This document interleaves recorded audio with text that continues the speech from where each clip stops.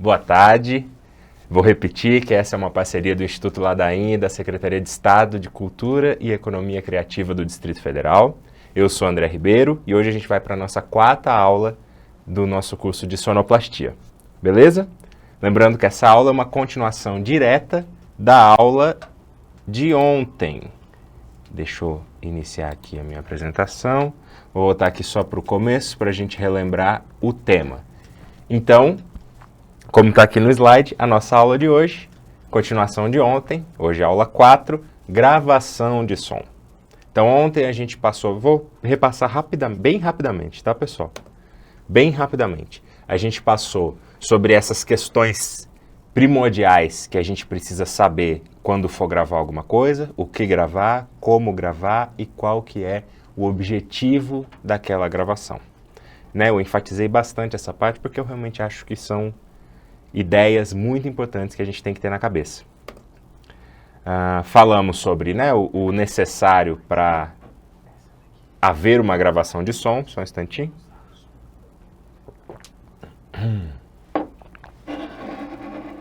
Agora sim. O necessário para haver uma gravação de som, fonte emissora, equipamento de captura e um equipamento para gravação e armazenamento.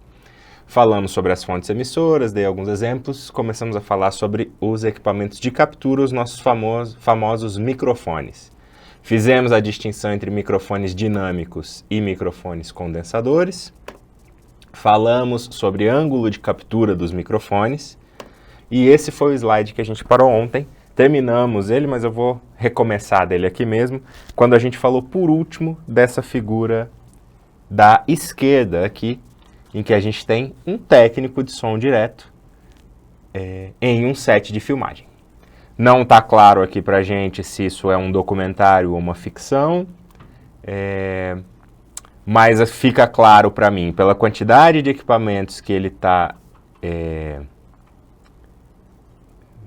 com ele, né? Equipamentos que estão nele, em que ele está operando, tanto o microfone quanto o monitoramento, que provavelmente não é só desse microfone, mas também acredito que dos lapelas que possam estar nos dois personagens ou só em um deles, não tem como a gente ter certeza sobre isso, e também o gravador de pendurado aqui nessa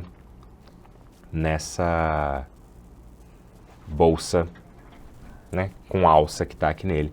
Provavelmente podemos ter aqui um mixer ou algo assim, não é obrigatório, não é totalmente necessário, mas às vezes ajuda também. Eu vou falar sobre esses dois equipamentos diferentes aqui um pouco mais à frente.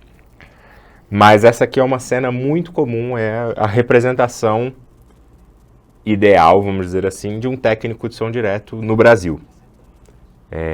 Principalmente em produções de baixo e médio orçamento. Produções de alto orçamento, algumas de médio orçamento, mas produções de alto orçamento normalmente tem um microfonista, ou às vezes até dois, ou assistentes de som, assistentes de áudio, para auxiliar o técnico de som. E quando isso acontece, eu vou falar disso no final da aula, que eu tenho uma foto que exemplifica legal isso que eu estou falando. A gente vai falar sobre as funções no set. Mas essa aqui talvez seja uma representação ideal, assim, de técnico de som para audiovisual no Brasil, certo? Então vamos em frente. Agora vamos falar sobre uma categoria de microfones especial, bem difundida e bem conhecida, pelo menos de nome e de vista, de todos nós, que são os lapelas. O lapela leva esse nome porque ele é feito para ir na lapela do terno ou do paletó, né, como você queira chamar. Aqui no meu caso o meu está na gola, porque eu não estou com o paletó. Mas ele leva esse nome, igual aqui na imagem, está sendo colocado na lapela do paletó dessa nossa personagem, dessa nossa atriz, ou entrevistada, ou apresentadora, o que quer que seja. Mas bem, leva esse nome para ser colocado aqui, e por ser colocado nessa região, ele tem algumas características e algumas propriedades específicas. E isso que eu acho importante da gente falar sobre os microfones de lapela. Primeiro de tudo, lembra que eu falei que o som lá na primeira aula, a aula chata, a aula teórica, que o som é uma onda mecânica tridimensional. Tridimensional, ela se propaga em todas as direções, na mesma intensidade, da mesma forma. Então, quando você fala, o som sai por aqui, mas ele é originado, na verdade, nas suas cordas vocais, certo? O ar que vem do pulmão, etc., mas ele começa a gerar som aqui nas suas cordas vocais. As cordas vocais estão mais ou menos na garganta, então da garganta você já tem som se espalhando por todas as direções. E tem som que vem para dentro de você, e som que sai e que se propaga pela sua caixa torácica, e que a sua caixa torácica vibra com os sons graves. Lembra dos harmônicos lá na aula chata, na primeira aula teórica? Harmônicos, então não só a frequência que eu estou tentando, mas por causa do timbre da minha voz, eu também estou emitindo outras frequências que estão em harmonia com o que seria aquela frequência principal. Se você botar um afinador enquanto eu falo, você vai ver que eu falo em alguma nota, e pode ter uma variância, etc., mas eu falo em alguma nota, em uma frequência predominante. Mas eu também emito frequências harmônicas a ela, mais agudas e mais graves. E as graves estão sempre aqui. De teste, cola o ouvido na caixa torácica de alguém e pede para a pessoa falar. Você vai escutar o que ela... Pode até tampar o outro ouvido, o que não está colado. Você vai escutar o que ela fala, você vai entender o que ela fala, mas a voz dela vai parecer, primeiro, mais abafada, mas principalmente mais grave. Mais grave do que a voz dela é normalmente. Um parêntese. Por que a gente sempre acha muito esquisito escutar a nossa própria voz gravada? Seja um áudio de WhatsApp que você grava e manda para alguém e depois você toca para ver se mandou a mensagem certa ou algo assim. Sempre você acha meio estranho, não parece muito você. Por quê? Porque a voz que você se escuta, só você escuta. Porque você escuta o que sai da sua boca e entra no ouvido, que é o que todo mundo que te escuta, mas a parte que só você ouve é o que vibra no seu crânio e que internamente faz o seu ouvido vibrar e que somado ao que vem por fora, tem isso que vem por dentro e isso é exclusivo seu. Então a minha voz é do jeito que eu escuto só para mim. Quando eu gravo um áudio e toco para escutar, eu falo, nossa, como eu tenho amigos com essa voz. Mais ou menos assim. E é normal isso, tá? Esse estranhamento por causa dessa característica específica. Fecha parênteses, volta para a caixa torácica vibrando. Lembra? O microfone ele está posicionado aqui. Então, muito mais próximo a ele, com muito mais... Qual a palavra que eu posso utilizar? Vamos usar intensidade. Com muito mais intensidade vão chegar essas frequências graves. Essa vibração da minha caixa torácica, esse som que está se propagando pela matéria sólida que seria o meu corpo, meus ossos, meus músculos, minha pele, etc.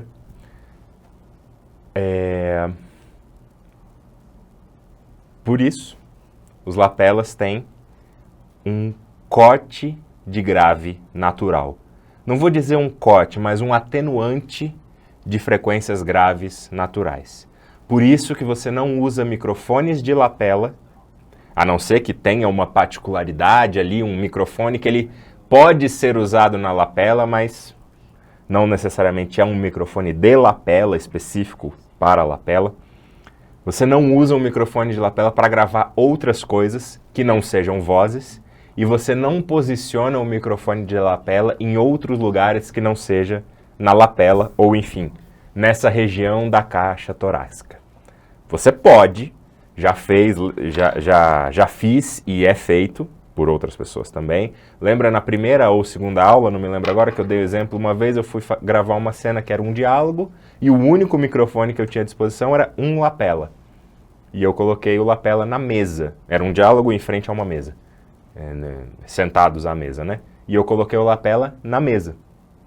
A única forma que eu conseguia pegar as duas vozes dos dois personagens que estavam dialogando, etc, foi colocando o microfone na mesa. Não foi o ideal, porque era um microfone de lapela com essas propriedades. e além de que não estava tão próximo das fontes emissoras, era um café, né? Então ficou muito mais evidente os sons deles apoiando as xícaras na mesa ou pegando alguma coisa. Por quê? Porque estavam mais próximos do microfone. Então essas fontes emissoras estavam mais próximas do que essa, no exemplo. O que eu quero dizer com tudo isso? O microfone, resumindo bastante, um microfone de lapela é para ser usado na lapela, nessa região da caixa torácica.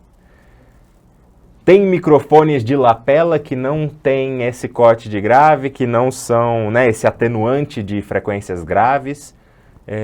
Existem, mas normalmente eles não são microfones nesse estilo que eu estou falando, né, com esse objetivo, com essa função de microfone de lapela. Eles podem ter o formato de um microfone de lapela, encaixar nessa... Eu vou até tirar o meu aqui para mostrar para vocês. Vou tentar sempre falar próximo a ele. Mas vocês podem ver aqui que tem uma garrinha que a gente chama de jacaré, porque, né, tem os dentinhos, parece a boca de um jacaré. Essa garrinha e etc. Ele pode encaixar perfeitamente nesse jacarezinho para você prender na lapela, mas se ele não tem esse atenuante de graves... E como que você sabe disso? Normalmente, um microfone que é de lapela, ele está descrito na sua embalagem, etc. Que ele é um microfone para isso. Quando, vamos aqui no slide rapidinho, quando a gente pega esse gráfico de resposta de frequência, a gente vê isso no gráfico. Então, esse aqui é um microfone, ele não é de lapela porque ele já chega muito próximo do zero, do que seria a alta fidelidade, em frequências ainda um pouco baixas. 200 Hz, ele já está entre 100 e 200, ele ainda está muito próximo da fidelidade. Eu acho que o lapela estaria um pouquinho mais abaixo, até mais ou menos uns 200, 250 Hz. Tá? Ele começaria a ficar mais fiel, mais ou menos aqui onde está a minha setinha. E aí, esse quadrado aqui, ó, que eu estou circulando agora, ele estaria, em teoria, um pouquinho mais abaixo no gráfico, tá? Essa região aqui.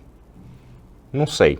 Pode ser que seja. Eu não sei de qual microfone específico é esse gráfico, ele era só um gráfico ilustrativo. Só para a gente entender o que é um gráfico de resposta de frequência. Mas essa é uma forma de você saber a natureza, se aquele microfone... e antes de tudo, ele vai ser um microfone dinâmico ou condensador. Normalmente são condensadores. Os microfones de lapela. É mais difícil você ter microfone de lapela dinâmico. Não sei exatamente por quê, mas é mais raro. É mais raro. Da mesma forma que eu não sei dizer por que os microfones condensadores são mais comuns do que os dinâmicos, a não ser por aquele exemplo que eu dei, né, de que você pode usar um condensador numa função de dinâmico, né, ou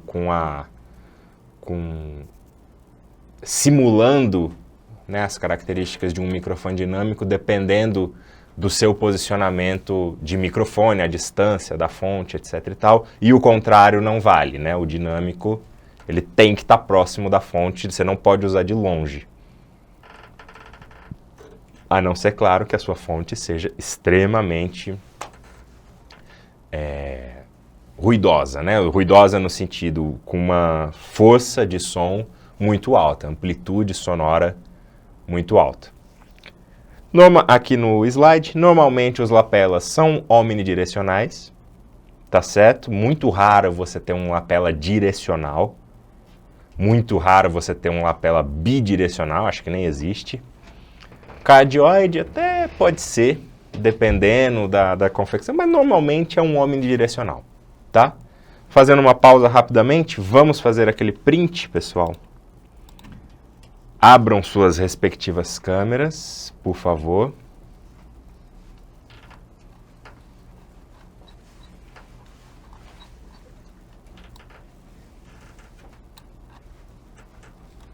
E vamos fazer o nosso print.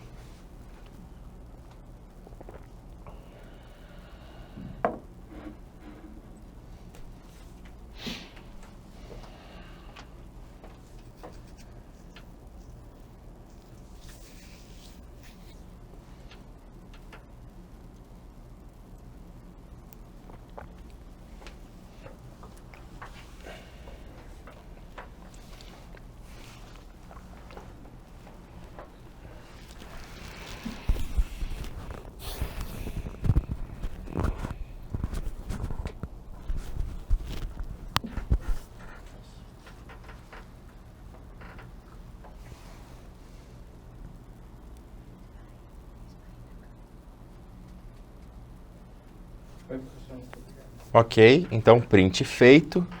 Vamos seguir aqui com a nossa apresentação. Então, como eu estava falando, normalmente os lapelas são microfones condensadores e omnidirecionais.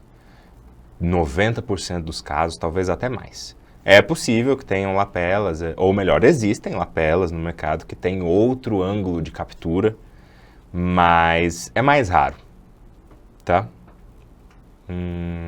Bom, segundo tópico, posicionamento é a chave.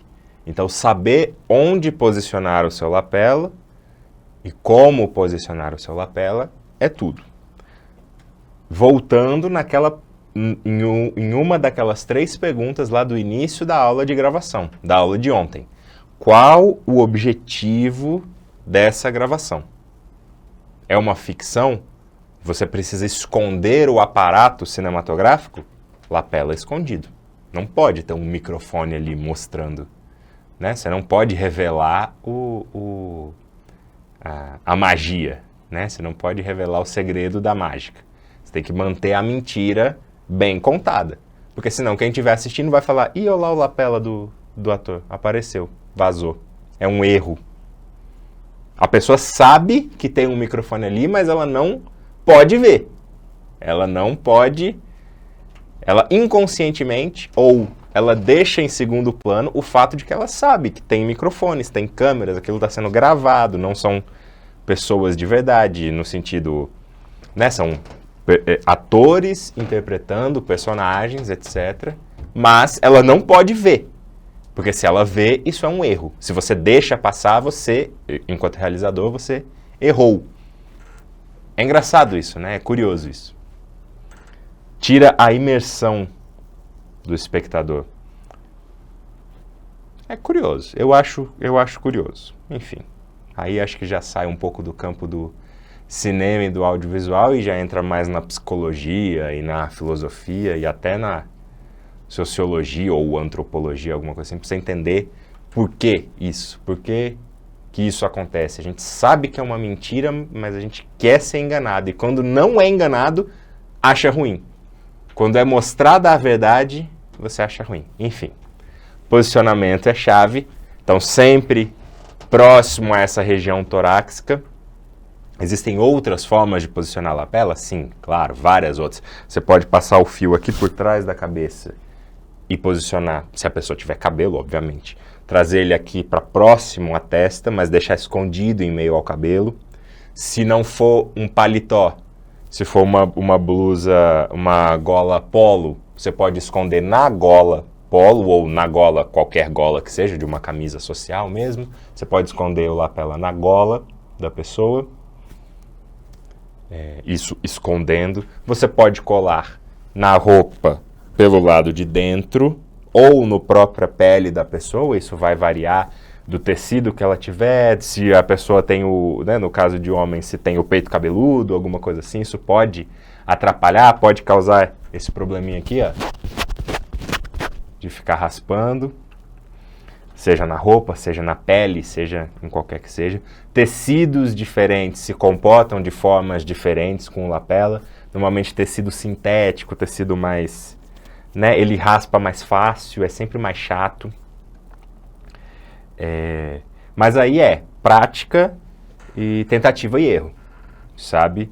Eu nem sei quantas pessoas eu já coloquei lapela na vida, nesses vários anos aí de 10 anos de trabalho com som direto, já foram muitas, e mesmo assim até hoje às vezes eu me deparo com algum problema, que eu preciso fazer um ajuste, que eu preciso ir lá trocar o posicionamento do microfone, coisa assim, porque está causando algum problema. Normalmente isso, de raspagem, de estar pegando na pele da pessoa ou de estar pegando na roupa. Isso no caso dos lapelas escondidos. No caso do lapela visível, como é o nosso exemplo aqui, como é o exemplo dessa imagem, como é de um noticiário, né, de um jornal de TV, exemplo, Jornal Nacional ou qualquer outro, o lapela visível. Ali, né, e aqui, a gente não está tentando esconder o aparato, a gente não está tentando manter a mentira. Não, o objetivo aqui é outro. O objetivo aqui não é imersão nesse sentido. O objetivo aqui é o conteúdo. Da mesma forma, o objetivo do jornal é passar as notícias. Então, o microfone fica para fora. Por quê? Ali é uma garantia de que você não vai ter esse tipo de interferência, esse tipo de problema. Ele vai estar posicionado no melhor lugar possível, no lugar que ele foi feito. Ele não vai ter nenhum tipo de tecido ou pele ou qualquer coisa raspando e atrapalhando o som. E no caso de jornais, e no caso daqui, é um ambiente extremamente controlado. Não vai do nada vir uma rajada de vento e soprar no microfone. Isso não vai acontecer. Da mesma forma... Dá licença, espera aí. Da mesma forma, num estúdio de jornal, ou como aqui, que também é um estúdio, né, um ambiente controlado. Se você vai fazer uma externa na rua e suponhamos que você esqueceu essa espuminha, né? Pessoal, me dá um instantinho só. Eu coloquei meio às pressas e não estou feliz com a forma com que eu coloquei o lapela. Então, eu vou pedir um instantinho. É bom até que vocês veem eu fazendo aqui. Eu fiz a voltinha que eu gosto de fazer. E agora... Porque ele está apontando para o lado. Não sei se vocês repararam na imagem.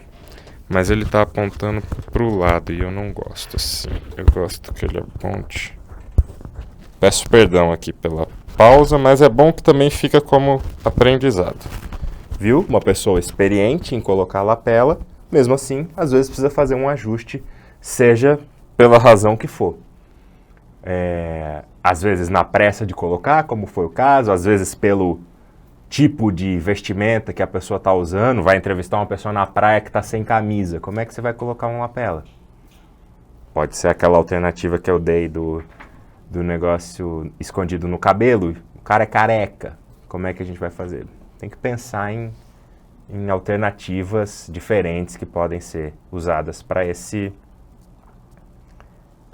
essa colocação do microfone. Mas o posicionamento é essencial. E ainda nesse posicionamento eu venho para a pergunta final aqui, que é lapela escondido ou visível? Eu acho que eu já deixei bem claro situações que você pode usar. Eu acrescento aqui só uma questão, e aí é uma questão pessoal, mas eu peço também que vocês façam consigo mesmos, com vocês mesmos. Não precisa colocar no chat, se quiser colocar pode, mas não precisa. Façam essa pergunta para si mesmo e tenham essa resposta para vocês mesmos. Como que você prefere assistir? Te incomoda? Faz alguma diferença? Pensem um documentário, um telejornal, uma videoaula, etc, etc. Te incomoda? Te distrai? Não faz diferença nenhuma? Você até prefere, até para poder ver estilo de microfone, às vezes copiar alguma coisa, um jeito que os caras estão colocando? Como é que fica? Eu, particularmente, prefiro, sempre que possível, esconder o microfone. Sempre. Mesmo quando é um documentário, mesmo quando é, etc, etc. Claro, vários outros fatores podem definir isso. Podem mudar isso, melhor dizendo. Tempo para preparo, etc. Os materiais que eu levei, eu preciso ter uma fitinha, um esparadrapo, um micropore, o que quer que seja, para poder posicionar bem aquilo. Eu tenho que, né, às vezes, e isso acontece, sou homem, às vezes preciso colocar o lapela em uma mulher. E preciso colocar ele escondido, por baixo da roupa. Tem que ter todo o cuidado, toda a delicadeza. Acima de tudo, saber que aquilo é uma relação profissional, acima de tudo e em primeiro lugar. Não existe ali nada além disso, absolutamente nada. Não tem um aproveitamento, vamos tirar uma casquinha. Não é lugar para isso, assim, definitivamente. Isso deveria ser para qualquer profissão, em qualquer tipo de situação que pudesse, né, ser levantada uma questão assim. Mas eu falo da minha e aqui reforço com vocês, né, para quem está pretendendo seguir esse caminho. Não é o lugar para isso, definitivamente. E às vezes, enfim, dependendo com a pessoa com quem você está lidando, normalmente atrizes, né, ou mesmo atores, etc., já não tem, né, estão tão acostumados com isso, etc., não tem esse pudor ou essa delicadeza, não tem esse problema com isso, não, beleza, pode colocar aí numa boa, mas às vezes uma pessoa comum, um popular. você precisa colocar o lapela nele e quer colocar de forma escondida, ó, com licença, eu vou colocar, avisa o que você está fazendo, eu sempre falo, ó, eu vou colocar esse lapela com essa fitinha e eu vou colar ele na sua roupa, só que pelo lado de dentro, tá certo? Dá licença e aí abaixo, coloco, sempre com educação e profissionalismo, esse é o principal. Se você mostra o que você está fazendo, deixa bem claro, você não vai ter nenhum problema. Às vezes você sentir que pode ter algum tipo de resistência ou até mesmo da pessoa, da pessoa que eu digo, você técnico de som, se você às vezes não se sente muito bem fazendo isso, você pode solicitar a ajuda de outra pessoa, às vezes da própria pessoa que está fazendo, mas assim, não delegue o seu trabalho totalmente e a sua confiança a uma outra pessoa que não seja da área de som, né? Se você é o assistente ou sua assistente, beleza, mas cheque, né? Confie, saiba, veja se está sendo colocado da maneira certa, etc. Se você pedir para a própria pessoa colocar, a pessoa não tem o costume de colocar o lapela, né? De poder posicionar o microfone nos outros. Antes da gente responder definitivamente, então, escondido ou visíveis, lista, pessoal. A lista estará em alguns instantes no chat para vocês assinarem. Beleza? Vamos dar um drink na minha água. E enquanto vocês esperam a lista e a lista chega, eu vou continuar aqui e vou responder essa pergunta. Então, para mim, essa é uma opinião própria e uma coisa que eu tenho que fazer. Sempre que possível, esconder.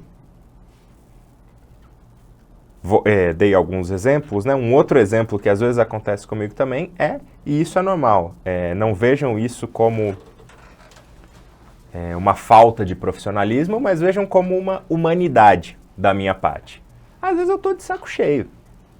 Às vezes eu chego e falo, não, vamos botar aí, não quero ter problema de raspar, de ter que ficar ajeitando, etc. Tem problema ficar visível? Chego para o diretor, chego para quem quer que seja responsável, ó, você faz questão que seja escondido, isso talvez seja até um ponto inicial, assim.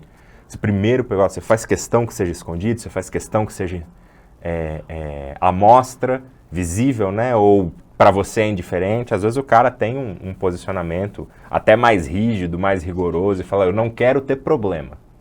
Deixa visível, então, que eu não quero que tenha problema. Ou então o cara fala, não, eu quero escondido porque eu acho que isso me distrai e atrapalha e eu não quero que no meu filme, no meu vídeo, na minha obra, a gente tenha esse tipo de distração, então eu quero que seja escondido. Quando isso é indiferente, e às vezes eu tô de saco, não, vamos botar aqui por fora mesmo, não tem problema nenhum, vai estar o melhor som possível. Mas, de um modo geral, eu prefiro esconder. E aí vai de cada um. Mas lembrando, na ficção, e até para melhorar, para não ter nenhum tipo de distração da pessoa, sempre tente esconder. Tá certo? Em frente. Agora, lembra que eu citei os três pilares para a gravação sonora, né? Se você não tiver um deles, você não tem o que está fazendo ali, não tem gravação de som, que é a fonte emissora, o equipamento de captura e o equipamento de gravação e armazenamento. E aí aqui eu coloco um asterisco nesse slide e no próximo, porque são dois pontos também essenciais, também extremamente importantes, mas que se encaixam naquilo. Você precisa ter para fazer, para o seu trabalho, etc. Não esse, mas o próximo, tá? Um spoiler para vocês, o próximo a gente vai falar sobre monitoramento. Mas, nesse caso específico aqui, você precisa ter os cabos, obviamente, mas eles entram um pouquinho separados. No caso específico dos cabos, porque eles estão no conjunto que seria o microfone. Né? O microfone ele nunca está conectado diretamente ao gravador ou o que quer que seja, porque existe um cabo ali, ainda que seja o fio do próprio microfone, o cabo, mas é um cabo. E o que eu acho importante de falar de cabo, e que é o que a gente vai fazer agora, que é como enrolar cabos. E agora eu vou dar uma pequena aula para vocês. Opa! Deixa eu só mutar aqui o meu som, para não ter interferência. Depois eu volto. Pronto. Pronto, beleza. Não, beleza nada. Só um instantinho. Já sei.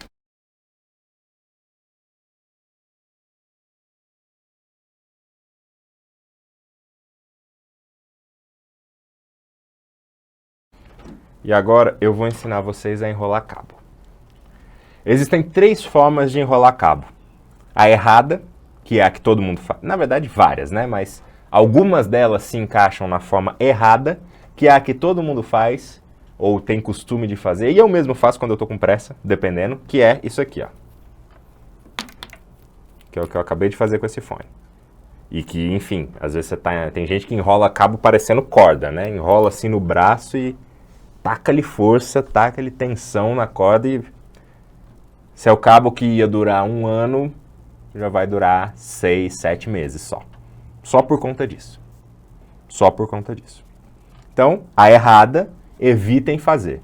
Principalmente por quando você está tratando de equipamentos com sensibilidade, tipo cabos fininhos para microfone, ou mesmo fones ou coisa assim. Ah, professor, enrolei minha vida inteira fone de qualquer jeito, pisava no cabo e funcionou. Sim, é uma sorte.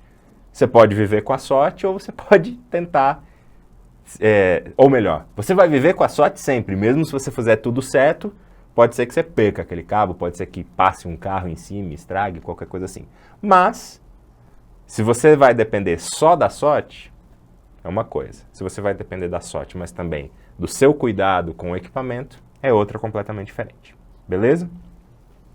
Jeito errado, já ensinei. Jeito semi-certo. Tá? Ele vale, principalmente também quando você está com pressa e etc. Ele tem um problema só nele, que é esse jeito que eu vou mostrar agora. Ele é muito próximo ao certo, mas ele ainda tem uma questãozinha errada só. Você apoia o cabo e todo o cabo ele tem já naturalmente, esse aqui como já é um fone que já tem uso e etc, vocês vão reparar uma coisa um pouquinho diferente. Mas qualquer cabo, naturalmente, quando você compra o cabo ou quando você fabrica o cabo, ele tem uma tensão natural.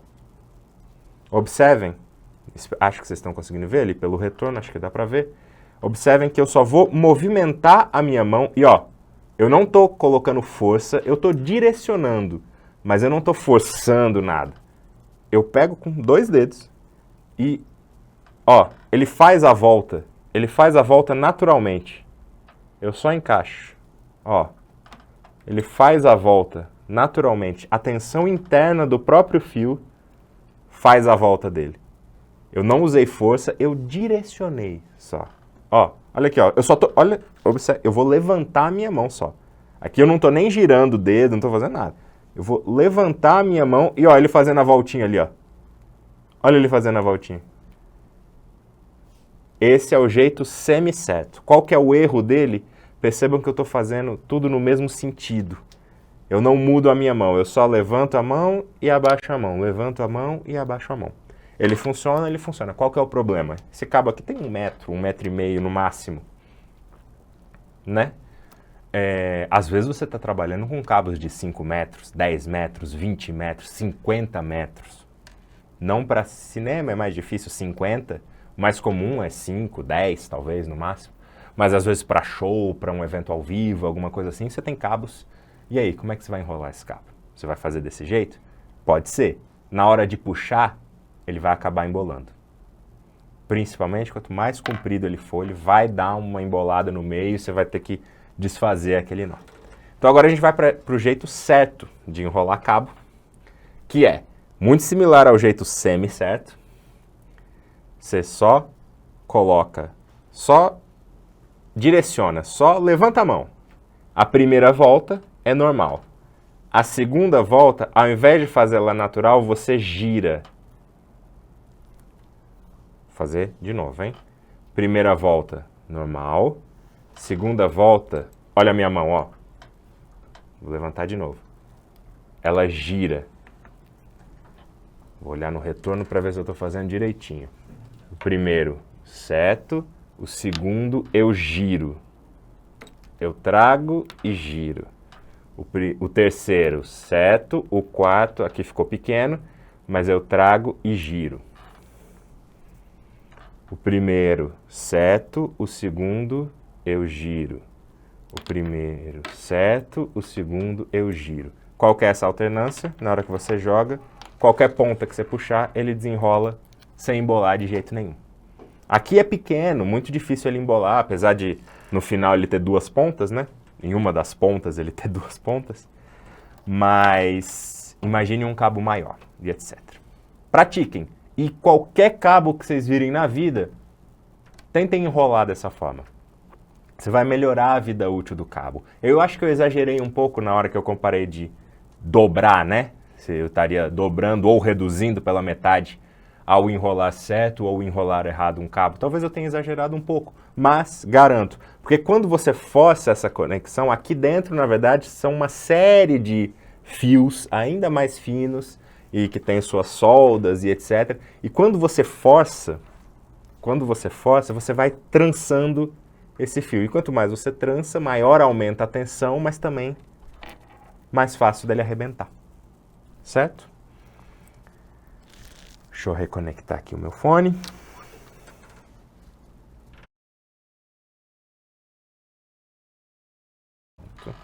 Deixa eu guardar. Por que eu não usei esse preto aqui? Porque ele tem um cabo um pouco mais achatado, mais flat. Então não ia ficar tão gráfico, tão claro para vocês, mas ó, é um cabo e cabo se enrola sempre da mesma forma. A correta, a semi-correta e a errada. Você pode enrolar de qualquer jeito, mas de preferência, agora que vocês aprenderam, quem provavelmente nunca viu isso, enrole sempre da maneira certa. Beleza? Vamos voltar para a nossa apresentação aqui.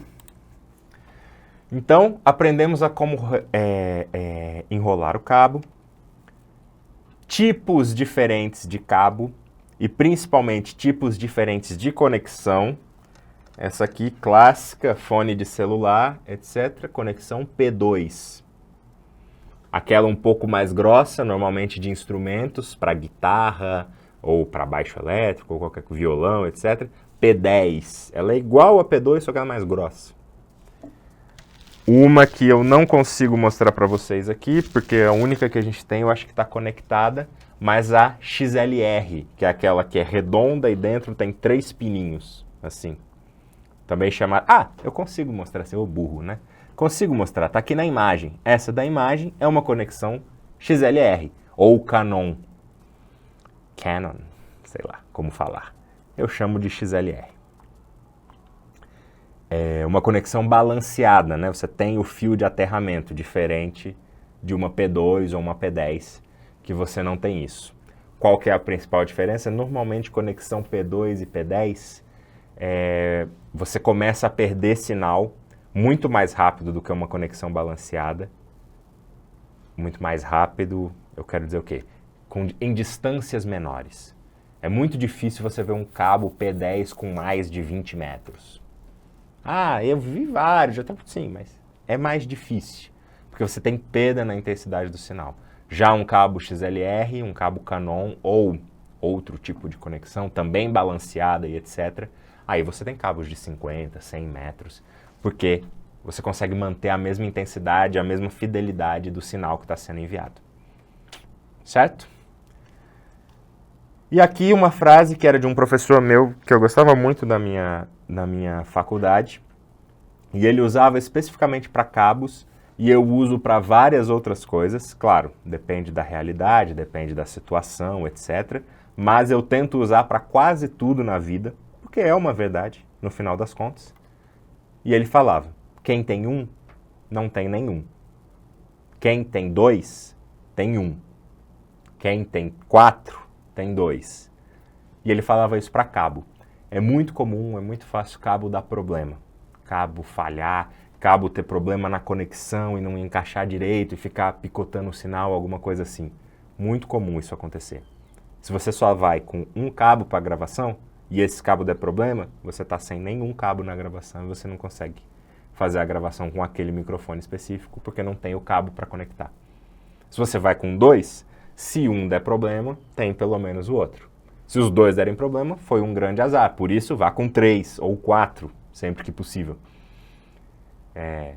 Ou teste o cabo antes, e mesmo assim leve 2, mas teste e garanta que ele não está dando problema.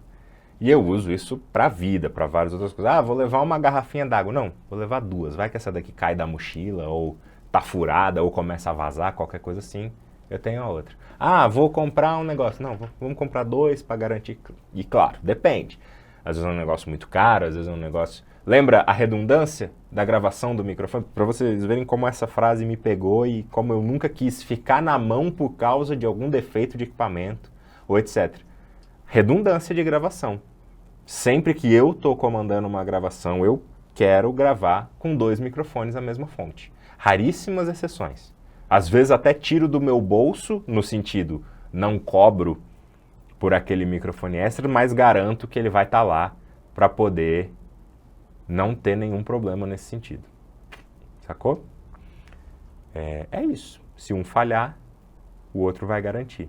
Se o outro falhar, o um vai garantir. Cabos. É isso, tá? Outra parte extremamente importante, que não está naquele pilar, mas está escondido ali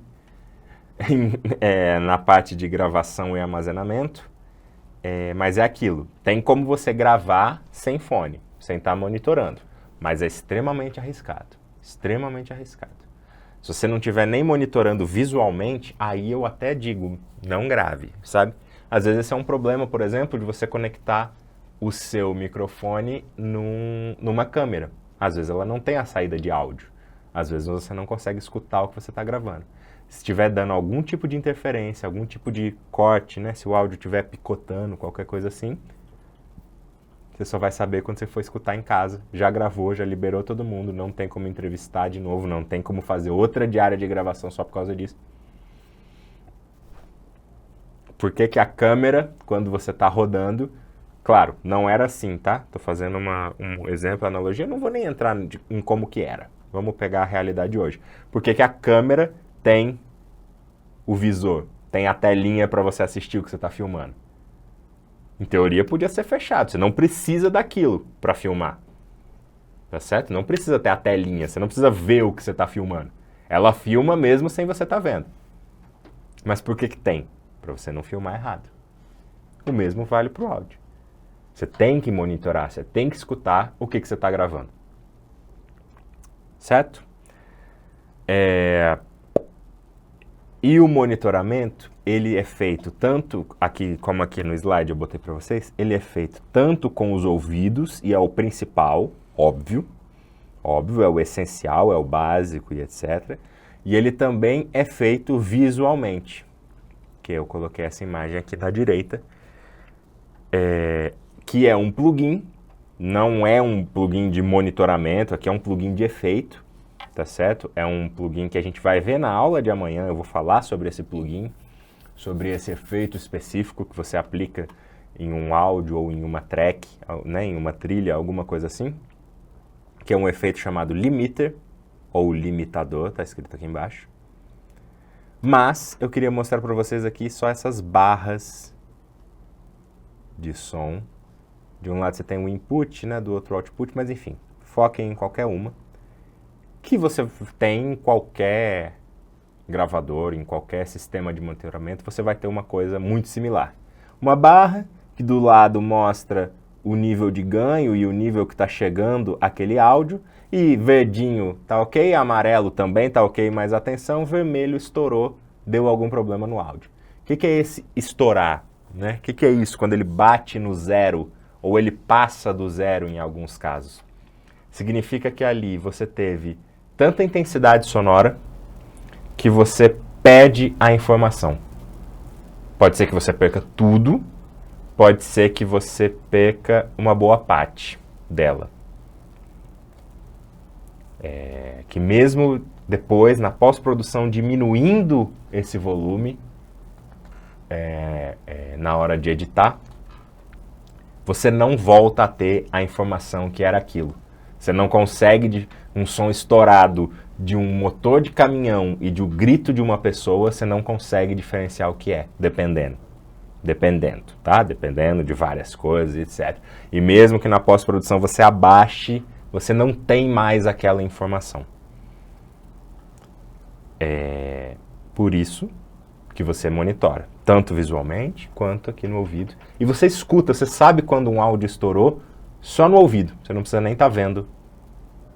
Claro, isso demanda tempo, demanda prática, demanda, né, sensibilidade adquirida, não natural, sensibilidade adquirida, para às vezes, já aconteceu comigo, e acontece às vezes com frequência, eu tô olhando, o áudio não estoura nas barrinhas, mas eu escuto ele estourar no ouvido. Eu sei que ele estourou e que eu pedi informação, diminuo o ganho do canal para isso não acontecer. Fones de monitoração. Eu coloquei aqui um exemplo que é inclusive o fone que eu uso. É um fone da Sony, eu não me lembro o nome exato do modelo, é alguma coisa tipo MDR 7502, sei lá, alguma coisa assim. São 3 letras e 4 números, talvez até desse para enxergar aqui, mas enfim, é um fone da Sony específico de monitoramento. O principal aqui que eu quero dizer, esse é o único fone? Não, existem inúmeros, dos mais variados preços, etc. Esse é um fone que eu gosto, de um preço acessível. Para mim, quando eu comprei, foi inclusive o meu primeiro equipamento de som que eu comprei na vida. Mentira, eu comprei um cabo, na verdade. O primeiro equipamento de som que eu comprei na vida foi um cabo XLR. O meu segundo equipamento foi um fone, e foi esse fone, e eu uso ele até hoje. Mais de 10 anos. Ou por volta de 10 anos. E tá aí, firme e forte. Ele tem seus problemas, claro, é natural. Qualquer equipamento tem, não existe equipamento perfeito, nunca caiam nessa, mas é um ótimo fone. Mas o principal é o que? Ele é específico para monitoramento. O que quer dizer? Que ele, em todas as faixas de frequência, dos 20 Hz, óbvio, ele não reproduz 20 Hz, mas vamos pegar aí o espectro humano, dos 20 Hz aos 20.000 Hz, ele está muito próximo do zero, da fidelidade do áudio. Ele não tem reforço ou atenuante em nenhum ponto. Aspas aqui para isso, porque todos os equipamentos e qualquer equipamento tem, tá certo? E aí você precisa ver o gráfico de resposta de frequência ou usar muito até você entender, para você ver onde que ele tem um atenuante ou uma amplificação maior no sinal. Ele tem na faixa das médias, na faixa da voz humana. É bem baixa, mas ele tem. Outros de outras marcas ou outros modelos têm essa mesma, no mesmo lugar, esse mesmo amplificador pequeno, na mesma faixa de frequência, ou às vezes em outra faixa de frequência. Mas o que eu quero dizer? Um fone, nossa, comprei um fone, vou usar um exemplo de marca, nossa, comprei um fone top da JBL, sonzão, não sei o quê. Ele é um fone feito para escutar música. Ele não é um fone feito para monitorar. Normalmente, fones para escutar música têm ganho de grave. Por quê? Porque condicionou-se isso na indústria, etc., que ouvir música, você ouvir com gravizão e aquilo vibrar e etc., é melhor. Um fone super top da estou usando a JBL como exemplo, que é uma das marcas mais famosas de fone aí na atualidade, fones para escutar música. Eles também têm fones para monitoramento, etc., mas o principal deles, o foco deles, é você escutar música. Um fone topzão da JBL não é um fone bom para você monitorar. Não é fiel, não é preciso. Você pode fazer? Pode, gente. Eu já monitorei gravação com fone de celular. Que era o que eu tinha, era o que dava para fazer ali. Mas você sabe que aquilo não é o ideal. E como aqui a gente está trabalhando com a realidade, com o ideal, óbvio, com a realidade também, mas estamos trabalhando com o ideal, o que é o melhor para ser feito, etc. Fones de monitoramento. E por que você tem que fazer um monitoramento da gravação? Porque é assim que você vai identificar na hora, no momento, e tentar resolver já na hora, no momento, problemas que estão entrando na gravação. Se você grava sem monitorar, ouvindo e vendo, você não sabe que horas que o som estourou ou não. Você não sabe se o som estourou ou não. Você não sabe se está baixo demais. Você não sabe se a diferença entre som, que é aquilo que a gente quer, por exemplo, o colocar da xícara, da caneca na mesa, ele faz esse barulho. A diferença entre som e ruído, que seria o próprio ruído do equipamento, os ruídos externos, aqui no nosso caso tem um ar-condicionado aqui, mas ele é pouquíssimo ruidoso, e a distância dele para o microfone em relação à distância da minha boca para o microfone é tão grande que a diferença entre som e ruído é pequenininha. Suponhamos que ele tivesse um barulho muito mais alto, ou eu tivesse muito mais próximo, ou o ganho do microfone tivesse tão alto que o som do ar-condicionado invadisse tanto aqui o microfone. Se eu não estivesse monitorando, se não tivesse alguém monitorando essa gravação, isso poderia ser um problema. Raspagem de microfone. Se não tivesse alguém monitorando, poderia acontecer durante toda a gravação e só na hora que você fosse pegar o material gravado, você ia perceber, putz, raspou o lapela bem nessa hora. Picotou o áudio bem nessa hora. Por isso o monitoramento é importante. Para você tentar resolver ali na hora o que dá para você resolver, sem interromper a gravação, ou até interromper a gravação e pedir, ó, pessoal, precisamos fazer de novo essa parte, se possível, porque deu problema XY.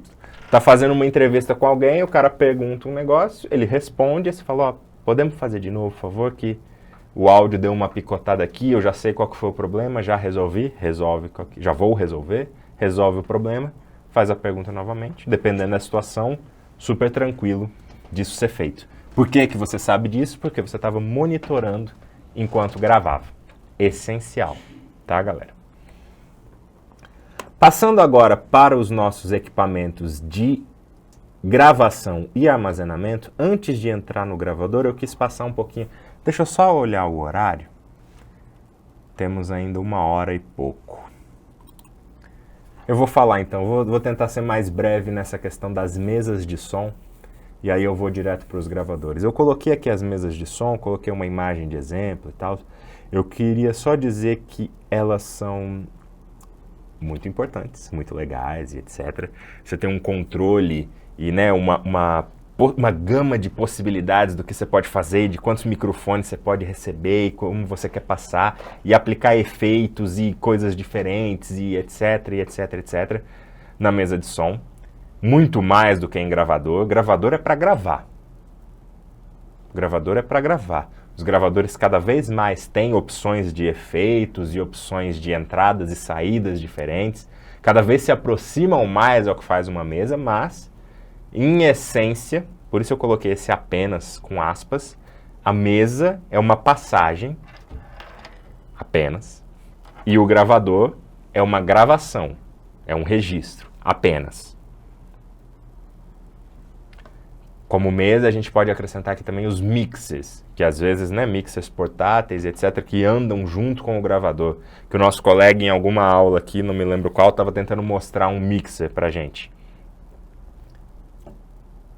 Ali o som passa, recebe algum tratamento, uma amplificação, uma pré-amplificação diferente, maior, menor, etc., para ir para um gravador.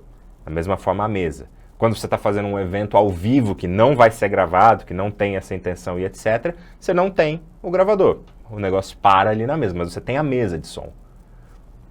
Os cabos dos microfones chegam nessa mesa, passa por amplificação, pré-amplificação, efeitos, etc., e saem nos alto-falantes daquele evento, daquele show, daquela apresentação, o que quer que seja.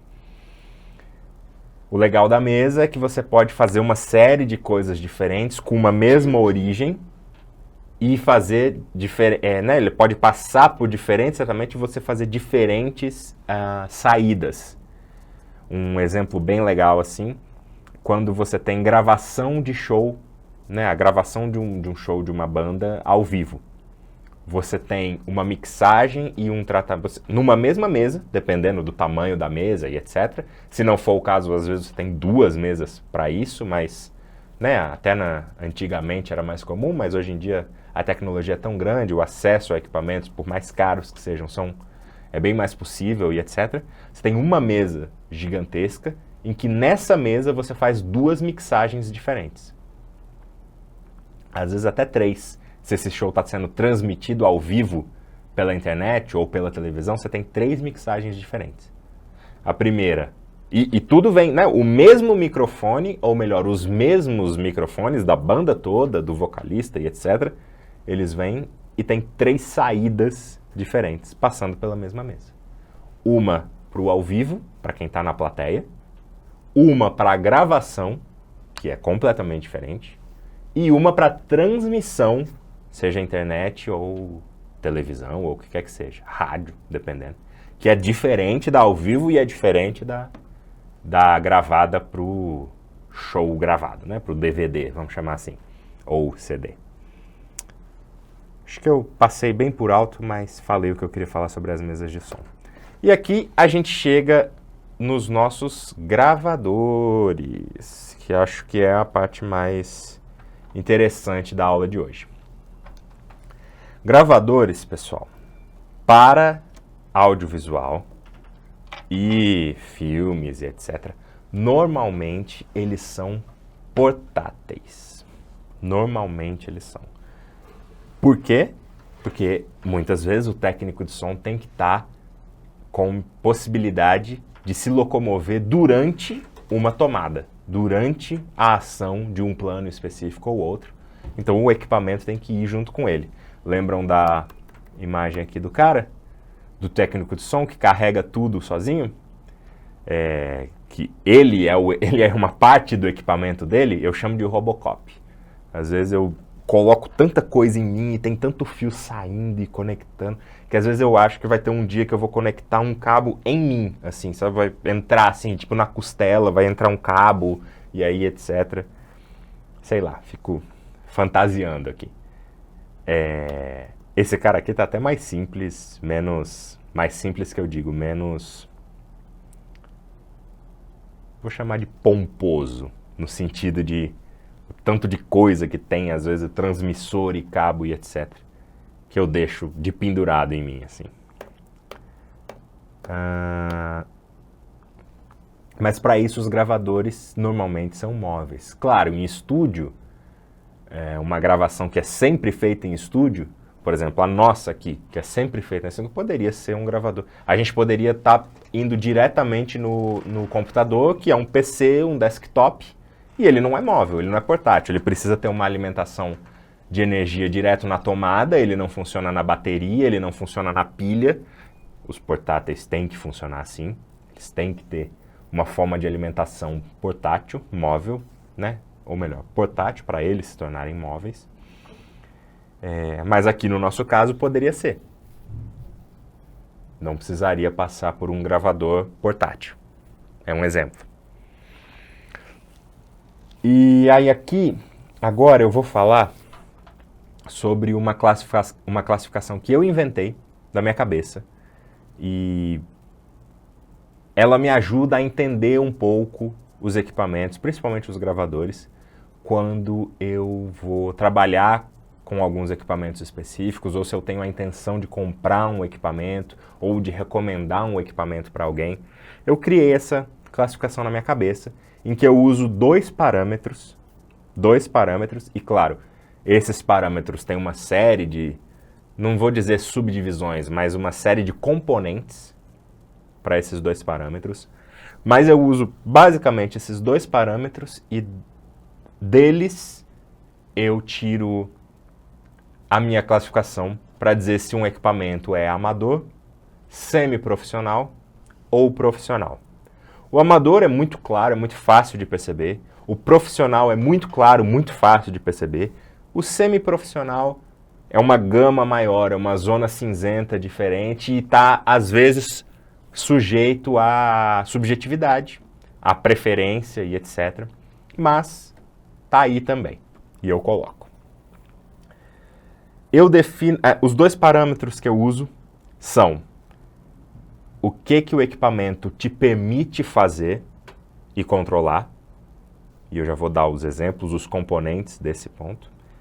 E outro igualmente importante é como ele te permite fazer isso. Então, o que e como? De novo, né? Mas o que você pode controlar e mudar e etc. E como você pode fazer isso. Exemplos desses componentes. Vamos pegar, a gente tem no bolso, eu no caso tenho aqui na minha gaveta, porque eu tirei do meu bolso, um gravador portátil, que é o meu smartphone. E vocês também. Se vocês têm um smartphone, qualquer smartphone dos últimos 10 anos aí talvez, ou um pouco menos, mas enfim, ele vem com um aplicativo nativo dele, etc., que é gravador. Você tem um gravador.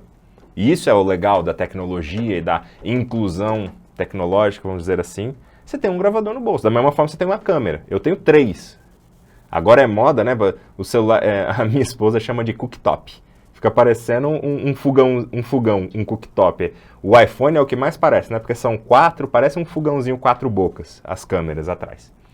A moda agora é ter várias câmeras, né? Você tem um pack de realização cinematográfica no seu bolso, com uma série de limitações e uma série de problemas e vantagens, etc., mas está aí no seu bolso.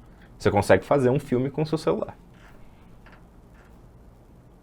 Muitas ressalvas para essa fala, mas é um fato. Você consegue fazer um filme com o seu celular. O gravador que vem no celular, ou o seu celular como um todo, o que ele te permite fazer? Bom, você pode usar o microfone do próprio celular, ou você pode conectar um microfone através da entrada daquele celular. Seja ela P2, ou os modelos mais recentes não tem mais P2, que eu acho uma barbaridade, mas enfim, acontece, é normal. O que eu acho uma barbaridade, na verdade, é eles deixarem de ter a entrada P2, mas manterem uma entrada só. A mesma do carregador é a que seria uma entrada para fones, claro, adaptada e etc., né? Mas você não tem mais 2 entradas diferentes, é uma entrada só. Enfim, fora a minha opinião do que eu acho bom ou não, você pode conectar diretamente um microfone dele, ou você pode usar um microfone interno, você pode iniciar uma gravação, você pode parar uma gravação, e você pode pausar no meio, né, e retomar em algum outro momento, você pode encerrar a gravação, e você pode ouvir o que você gravou. Fim. Você não pode fazer mais nada. Dentro do padrão dos gravadores que vêm, dos aplicativos que vêm já no celular, você só consegue fazer isso.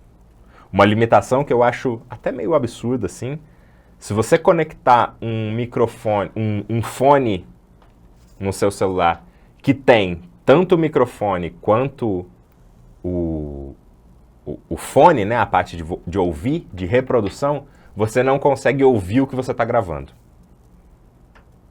Se você está usando o gravador, ele vai entender só que é um microfone. Ele vai se importar só com essa parte aqui. Ele não se importa com o fone. Você não pode monitorar. Não tem como você conectar 2 para você monitorar aquilo que você está ouvindo. Você não pode nem usar ao mesmo tempo, em 2 canais diferentes, o microfone interno e a conexão.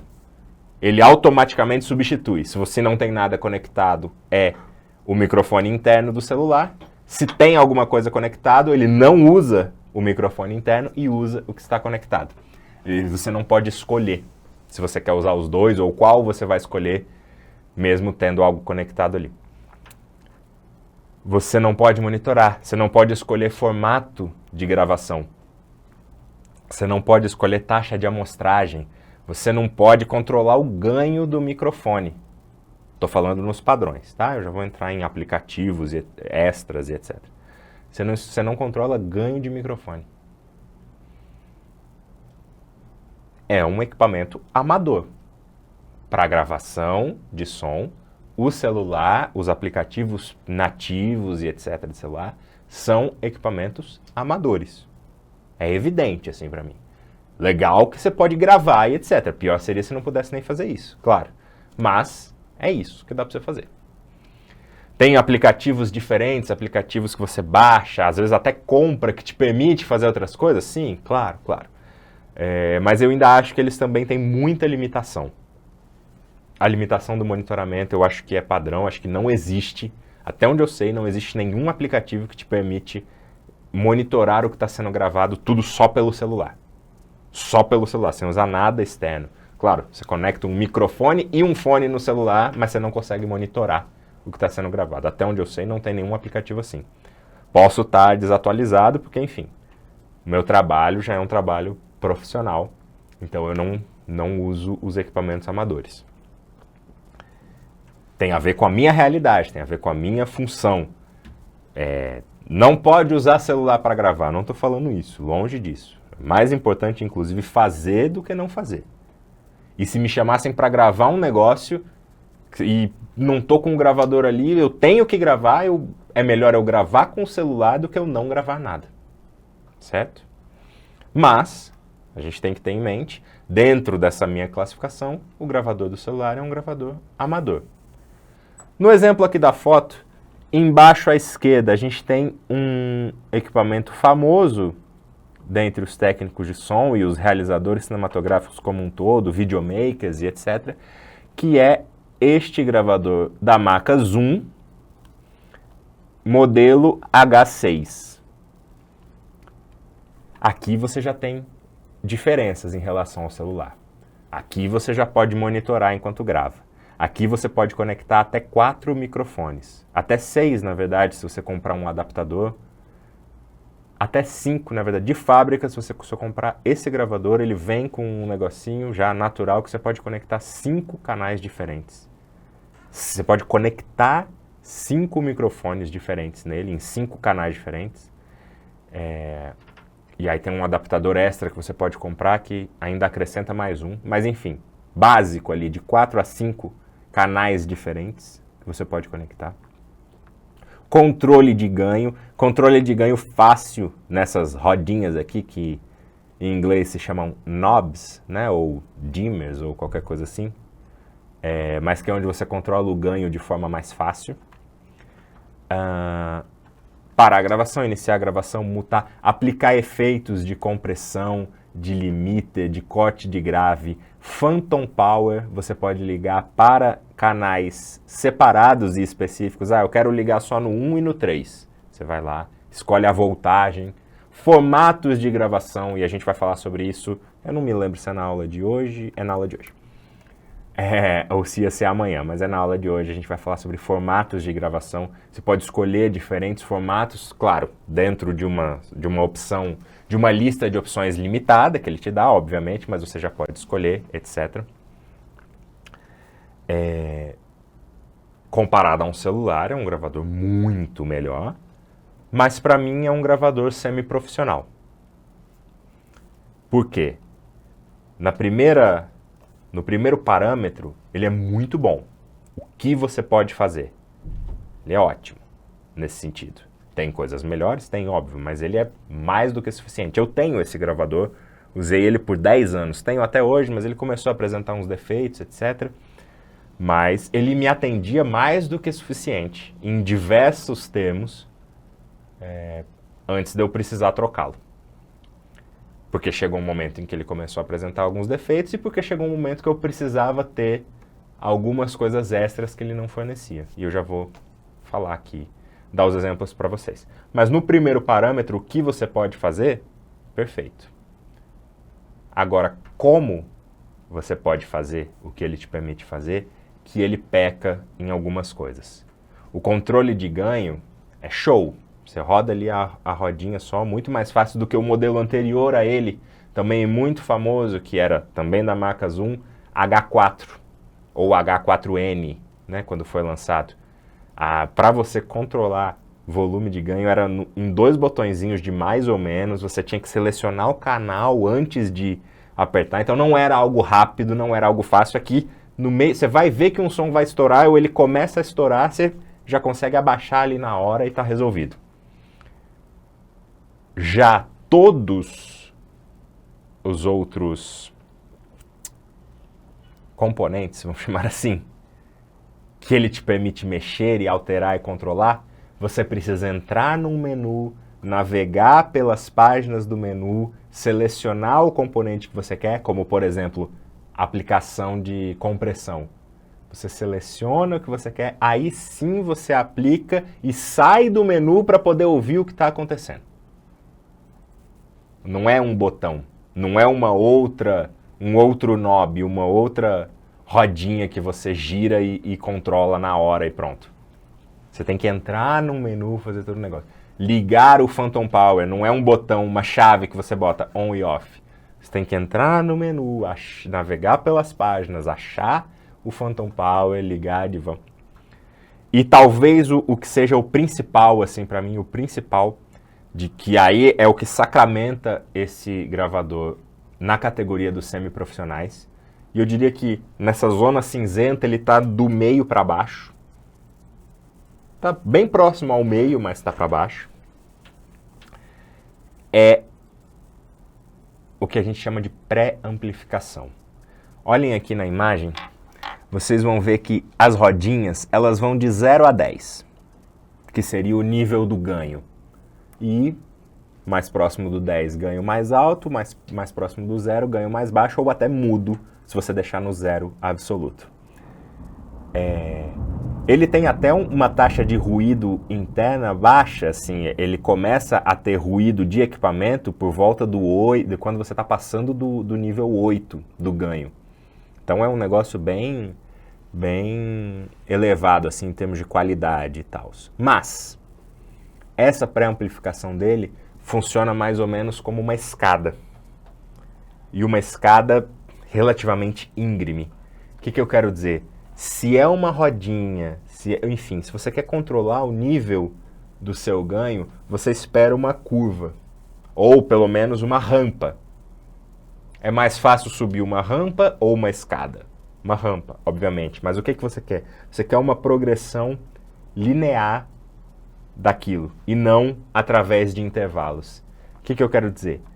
Entre o volume, o ganho 3 e o 4, você até consegue posicionar ele ali no meio dos dois, mais próximo do 3 ou mais próximo do 4, ou em cima do 3, em cima do 4. Mas na prática, o que ele está fazendo, ele está passando do degrau 3 para o degrau 4. Ele dá um salto. Então, existe um ponto ali entre o 3, e eu estou dando de exemplo, e isso vale para qualquer intervalo, tá? Eu usei o 3 e o 4 só a título de exemplo. Mas entre um nível de ganho e o nível seguinte, ou o nível anterior, há um ponto específico em que ele dá esse salto. Diferente, por exemplo, desse outro gravador que eu coloquei aqui em cima, que também é da marca Zoom, é um modelo mais novo, um modelo mais robusto e mais potente, se é que a gente pode falar assim, que é o Zoom F8N. Não tem tanta diferença do F8 normal, mas tem algumas coisas. Mas é um gravador que já tem 8 canais nativos e pode virar 10. Ele já tem uns controles, ele tem mais saídas de som, não só o fone, mas dois outros tipos de saída que você pode mandar um sinal para a câmera. Você pode mandar microfones diferentes ou com efeitos diferentes para cada uma dessas saídas. Ele se aproxima muito a uma mesa de som com a facilidade de você ter a gravação. Você pode aplicar efeitos para um tipo de saída, como por exemplo no fone, e para outra saída você aplica efeitos diferentes, efeitos de compressão, limiter, corte de grave, etc., que a gente vai falar sobre isso melhor amanhã, tá? Se esses nomes, compressor, limiter, corte de grave, não fazem sentido agora, amanhã vai fazer, não se preocupem. Mas saibam que são efeitos que você pode ou não aplicar. Depende da situação e, claro, vários outros fatores. Ele já tem a pré-amplificação superior ao do H6, ainda não é aquela rampa, ainda não é uma coisa, né? Ainda é uma escada, mas suponhamos que ele tem degraus menores entre os níveis, né? Se é que a gente pode dizer assim. Então ele dá pequenos saltos, ou melhor, ele dá saltos, mas são pequenos. Bem menores do que em relação ao H6, por exemplo, e a outros modelos de outras marcas. Ele ainda, para mim, está na categoria dos semiprofissionais. Ele está quase ali no limiar. Eu acho que ele tem mais opções de formatos diferentes, mais tudo comparado ao outro. Mas ainda falta a facilidade para achar e ativar ou desativar algumas coisas. Da mesma forma que no H6. Para ligar o Phantom, você tem que entrar no menu, navegar, né, e a navegação é difícil, é ruim, mas é possível. Para achar o Phantom Power e aí ligar ou desligar naquela track específica que você quer. A mesma coisa para um limiter, a mesma coisa para um compressor, a mesma coisa para um corte de graves e etc. Ele é quase, na minha categoria, um profissional. Falta esse ponto. Eu coloquei 2 outros gravadores aqui, muito mais caros, muito mais... que a grande diferença para mim, e o que coloca eles num nível acima do F8, por exemplo, é a pré-amplificação. A pré-amplificação desses 2 gravadores, que são de uma marca chamada Sound Devices, esse primeiro cinza ou prateado, a marca é Sound Devices e o modelo é esse que está aqui, ó, 702T, enquanto que esse de baixo seria o irmão mais novo desse de cima. Ele é mais recente, tem similaridades, é mais moderno, mais amigável. Esse aqui é um gravador muito antigo, mas de muita qualidade, robusto, resistente. É fabricado e vendido até... Não sei se é fabricado, mas é vendido até hoje. Acho que é fabricado, sim. Ele só tem 2 canais. O de baixo tem 3. Ou 6, se eu não me engano. 3 com certeza, acho que chega a 6. Sim, tá? Ou seja, bem mais limitado nesse sentido. O menu para controle e seleção de coisas é chato, é difícil de mexer, mas ele te permite muito mais coisa e principalmente a pré-amplificação dele. O controle do ganho é quase uma reta. Às vezes você nem precisa de o mixer entraria o que aqui? Ele, nesses casos, mas principalmente nos 2 anteriores, ele entraria para você melhorar esse controle, esse ajuste fino do ganho das suas tracks. Principalmente nos 2 anteriores, mas para esses 2 aqui também, tá? Também funcionaria para isso. Eu quero falar mais alguma coisa desses 2 gravadores? Não. Não quero. Eles são 100% profissionais para mim? Ainda não, por causa daquilo, da facilidade. Talvez nem exista. Mas vocês querem ver? No sentido, nesse parâmetro, tem uma outra marca de gravadores que se chama Tascam, relativamente famosa, e tem um modelo de gravador deles que eu não vou me lembrar agora de cabeça, mas ele tem um formato parecido com o desses, é uma caixinha horizontal, assim, etc.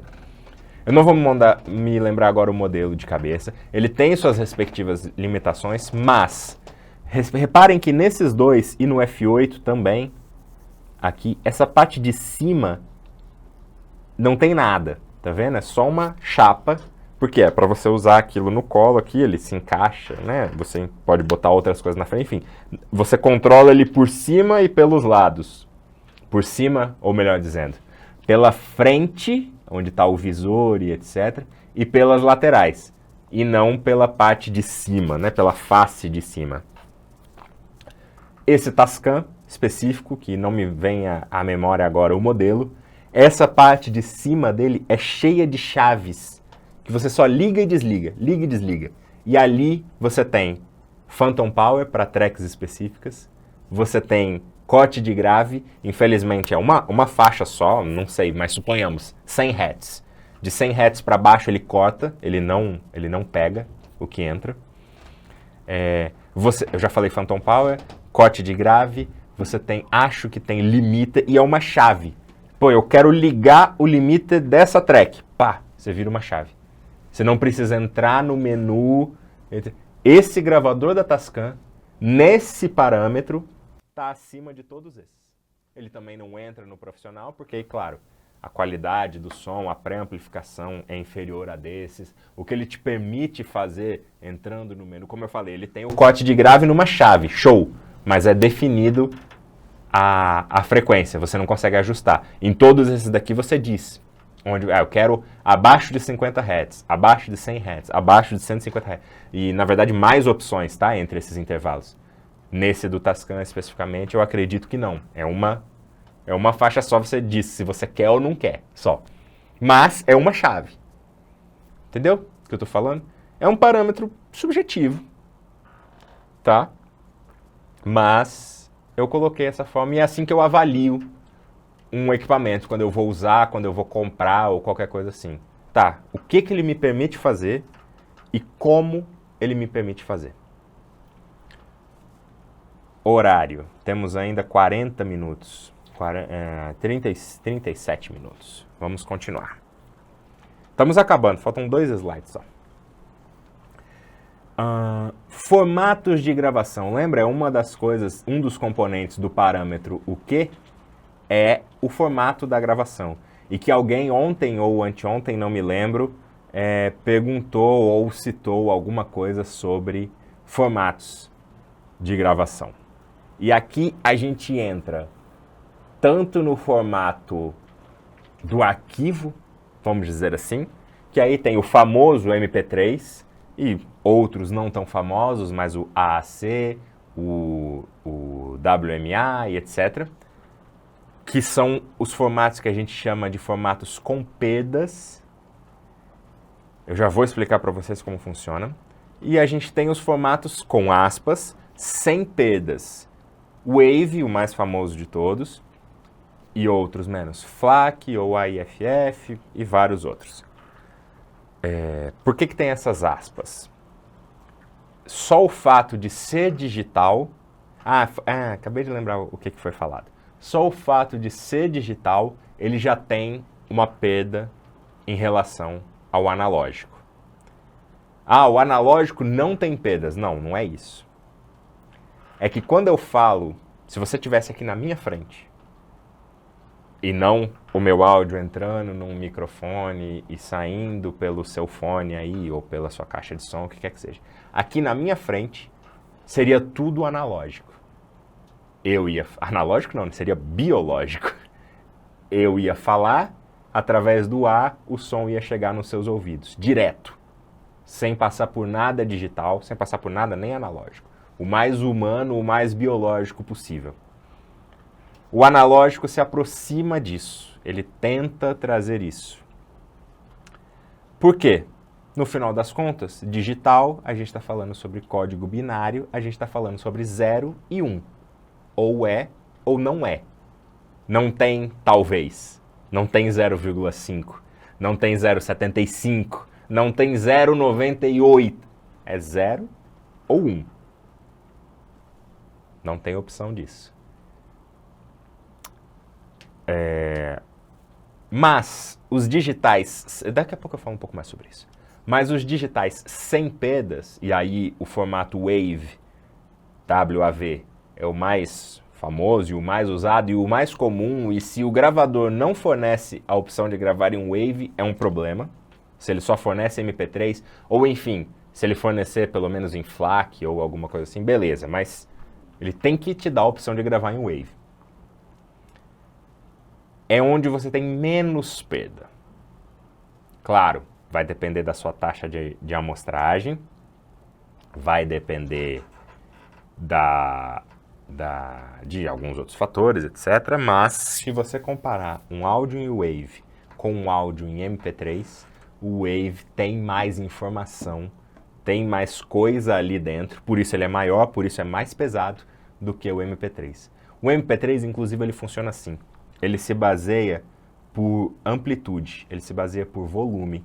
E ele faz o seguinte, vou dar um exemplo. Uma bateria, aquele prato pequeno que faz se chama chimbal em português. E aquele tambor redondo que fica na frente do baterista que faz tá! Parece um tiro, tá! É a caixa. Então você tem chimbal e várias outras coisas. Mas caixa, tá! E chimbal. Se você tocar os dois ao mesmo tempo, o chimbal é um som mais fraco e bater propositalmente no chimbal um pouco mais fraco e na caixa um pouco mais forte, a caixa, um som mais forte, mais alto, mais potente e o chimbal mais fraco. No MP3, ele elimina o som fraco. É assim que ele ganha informação. Ou melhor, desculpa, é assim que ele ganha espaço. Por isso que o MP3 é um formato que ocupa menos espaço, megabytes, gigabytes, que eu estou falando para vocês. O Wave, ele tem as duas coisas ali. Em faixas de frequência diferente, o chimbal da caixa, você pode conseguir tratar aquilo e às vezes até dar mais força ao chimbal do que a caixa naquele momento em um formato Wave. No MP3 você não consegue, porque ele joga fora aquela informação. Ele joga totalmente fora o chimbal? Não necessariamente, mas ele joga boa parte.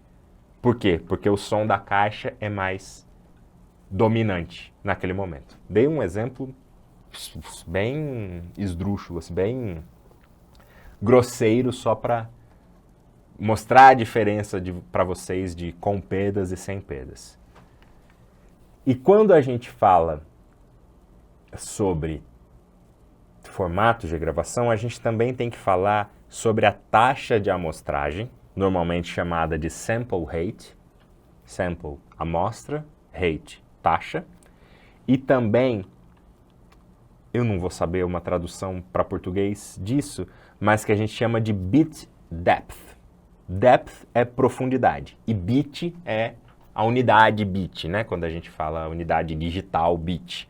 Tal coisa tem 8 bits, 16 bits. Quem joga videogame, quem sabe de videogame, já está muito familiarizado com esses termos.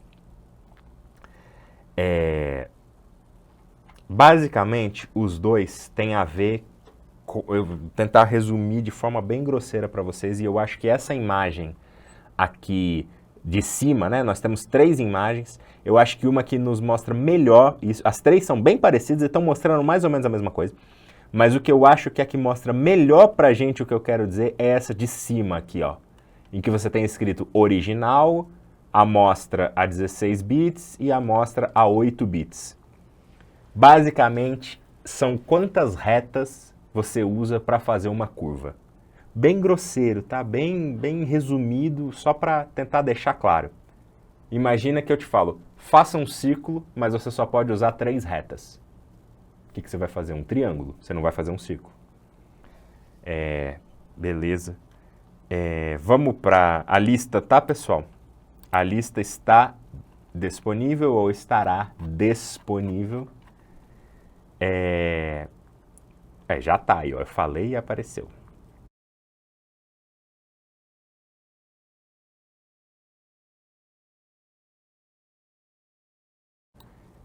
Vou falar de novo que a lista está aí no chat, beleza? E daqui a pouco eu vou falar de novo que a lista está aí no chat. Mas olha a lista aí, galera. Voltando aqui, vou tentar resumir mais, até para a gente ter tempo para as perguntas. Então, eu te falo, ok, agora faça um círculo com 4 retas. Você vai fazer um quadrado, é o que mais se aproxima de um círculo, mas ainda é um quadrado. Com 5, um pentágono. Com 6, cada vez ele vai parecendo mais um círculo, mas ele nunca é um círculo de verdade. Dependendo da distância que você olha para sei lá, um decágono, 10 faces. 10 lados, desculpa, faces não, seria um decaedro, 10 faces. Dependendo da distância que você olha para um decágono, você pode ver um círculo. Mas se você se aproximar, você começa a ver as retas e fala, não, peraí, isso aqui não é um círculo não. Mais ou menos o mesmo vale para o áudio. O original, as ondas, de forma orgânica e de forma natural, elas não têm uma taxa de amostragem, não é que elas são ou não são. Você tem as nuances. Em 8 bits é como se você tivesse 8... Você tem que fazer uma curva em 8 retas. É isso. Você vai tentar se aproximar, como está nessa imagem aqui. Olha só essa escadinha de baixo aqui, que bonitinha. Ela lembra muito a imagem de cima, curvilínea e etc. Mas são retas. Olha a do meio, essa aqui do meio. Ela está muito mais próxima da de cima. Ela é muito melhor do que a escada de baixo, mas ela ainda é uma escadinha. Vamos para a figura de baixo da direita. Essa aqui que diz time, tempo. Não importa o time não aqui, mas importa low sample rate, baixa taxa de amostragem. Perceba que é como se para fazer essa curva ele tivesse uma certa quantidade de pontos que ele pode usar. Ou melhor, é como se para fazer essa curva ele só conseguisse preencher esse espaço com informação em alguns momentos.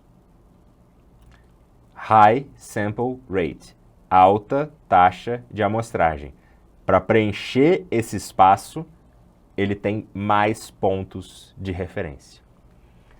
A informação que, ou melhor, a figura que melhor sintetiza e melhor exemplifica é a da esquerda de baixo aqui. Imagina que eu falo para você, colore essa figura, colora? Não sei se está certo. Mas preencha a parte interna dessa onda aqui. Qual que está mais bem preenchida? Qual que tem mais informação? A que tem a maior taxa de amostragem e a maior profundidade de bits. É aqui a que está mais próxima do que seria o real. Ah, então quanto maior a gente gravar, melhor vai ser, sim. Claro, tem um limite ali do que você pode fazer e do que você precisa. Exemplo, o padrão para cinema são 24 bits, 48 kHz, que seria o sample rate. 24 bits, 48 kHz. Esse é o padrão. Para música já é 24 bits, 44 kHz. Não sei te dizer exatamente porquê, é uma padronização, tem justificativas, mas acho que nem cabe a nós entrarmos aqui. Ah, mas por que eu não uso o 96? O 96 vai usar muito mais espaço, vai ocupar muito mais espaço que você não precisa. Não vai fazer uma diferença. Quer ver um exemplo de momento para você usar o 96? 2496, por exemplo, 24 bits, 96 kHz. Se você quer fazer uma cena em câmera lenta e você não quer perder tanto a natureza daquele áudio. Grave um vídeo de você falando, não! E bota em câmera lenta. Não só vai ficar lento o seu movimento, como o áudio vai ficar distorcido, mais grave e, dependendo, pode até ter ranhuras, ruídos indesejáveis no meio disso por essa taxa de amostragem. Se ele for gravado em 96, você não perde isso. Você vai perder tom, ele vai baixar, vai ficar mais grave, você vai perder um pouco da natureza dele, mas você não vai ter tanto essas interferências. Claro, depende do quanto você quiser desacelerar. Então, resumindo, quer fazer uma cena em câmera lenta que você vai usar o áudio, você tem que aumentar a taxa de amostragem da gravação. Sacou? Acho que essa é a melhor forma para resumir. E por último, antes da gente passar para as perguntas, hoje vamos ter menos tempo para pergunta, mas não tem problema não, pessoal. Qualquer coisa a gente responde amanhã ou em outro momento. Eu botei aqui uma equipe de som direto, só para a gente ter como exemplo, tá? Essa aqui é a equipe do filme Os Miseráveis, um filme musical dos anos... relativamente recente, deve ter uns 10 anos esse filme, não sei. Com o Hugh Jackman, que faz o Wolverine, e outros atores. Eu acho esse filme péssimo. Mas eu achei essa foto e quis trazer para mostrar para vocês, porque o que eu acho legal dessa foto aqui? Eu ia entrar em mais detalhes, eu não vou entrar, mas esse filme teve algumas particularidades, dentre elas as músicas foram gravadas em set, a voz dos atores foi gravada em set, não foi gravada em estúdio e feito o lip sync na hora da gravação, como é normalmente feito nos musicais de cinema. Eles gravaram lá, ao vivo, etc. Então a equipe de som era maior, vejam quantos equipamentos eles têm aqui, mesas de som, gravadores diferentes, etc, etc. Mas o que eu quero mostrar aqui principal para vocês. Técnico de som direto, desses 4, tem um quinto cara aqui, tá aparecendo também. Eu acredito que esse aqui, o mais velho aqui da esquerda, seja o técnico de som, até por não ter nada vestido nele, etc, etc. Ele estava responsável por um desses carrinhos. Percebam que os carrinhos são iguais, isso aqui é um outro fator. Pode ter a ver com a quantidade de microfones que estavam sendo usados, pode ter a ver com um fenômeno comum na indústria cinematográfica hollywoodiana de alto orçamento, que é a segunda unidade de um filme. bem resumido, um filme quando ele é muito grande para você diminuir o tempo de gravação, um filme que ia levar 6 meses para ser feito, para você fazer em 3 ou 4, você cria uma segunda unidade, que vai gravar aqueles planos e aquelas cenas que não necessariamente você precisa ter tanto apreço ali e tantas repetições. Por exemplo, um plano detalhe de uma pessoa pegando no mouse e clicando. Precisa estar o diretor, precisa ser o próprio ator fazendo isso ou não? Faz ali um detalhe, ilumina, você precisa de uma equipe, etc., mas só faz ali o detalhe dele clicando. Cenas de batalha à distância, inúmeros figurantes, etc., muita computação gráfica, tá? Mas à distância não tem problema de atuação, não tem problema de fala, de dar errado, não. Bota as pessoas brigando lá e pronto. Segunda unidade. Cenas de landscape, que eles chamam, né? Paisagem. É um filme que você passa em Nova York, você tem várias imagens da cidade de Nova York, os prédios, as ruas movimentadas. Segunda unidade. Pode ser o caso desse filme aqui também. Microfonistas, claramente, são esses dois que estão segurando o microfone. Esse da esquerda esse aqui, rapaz loiro, e esse outro de barba. Claramente, segurando o microfone, responsáveis por gravar e operar o microfone, estão de fone, nesse fone eles estariam ouvindo só o próprio microfone, porque é isso que eles tinham que se preocupar, não estariam ouvindo o microfone do outro, não estariam ouvindo os lapelas, não estariam, porque ele tem que controlar o dele, então ele tem que posicionar o dele, então ele só tem que ouvir o que ele está gravando. Esse outro rapaz de cinza pode ser um assistente, não necessariamente operando o microfone, mas responsável por colocar a lapela, tirar a lapela, fazer um assistente, dar uma ajuda em tudo, de um modo geral, ou ele pode ser um outro técnico responsável pelo outro carrinho, ou qualquer coisa assim. Mas basicamente, num set de filmagem, a equipe de som direto, ela é formada por essas 3 funções, que podem ser 3 pessoas, podem ser 2, normalmente é uma só, principalmente falando da realidade brasileira, de baixo e médio orçamento. Tem até filme de médio orçamento que às vezes você tem um assistente de som ou um microfonista, é comum, mas de todos os trabalhos que eu fiz na minha vida, 95% eu não tinha assistente, nem microfonista. Era eu fazendo essas 3 funções. Em outros, já tive assistente, já tive alguém para ser microfonista. Já fui microfonista para outras pessoas. As duas coisas acontecem. Dei uma acelerada nesse final só para a gente conseguir dar uma olhada nas perguntas. Beleza, pessoal? Vamos seguir o mesmo... Cadê? Vamos seguir o mesmo... A mesma dinâmica das outras aulas. Eu vou olhando o chat e quem quiser falar alguma coisa, levanta a mãozinha que eu já passo aí para vocês, tá bom? A lista já tá aí, hein? Lembrando, quem não preencheu tá aí no chat. Sobe aí que vocês vão achar.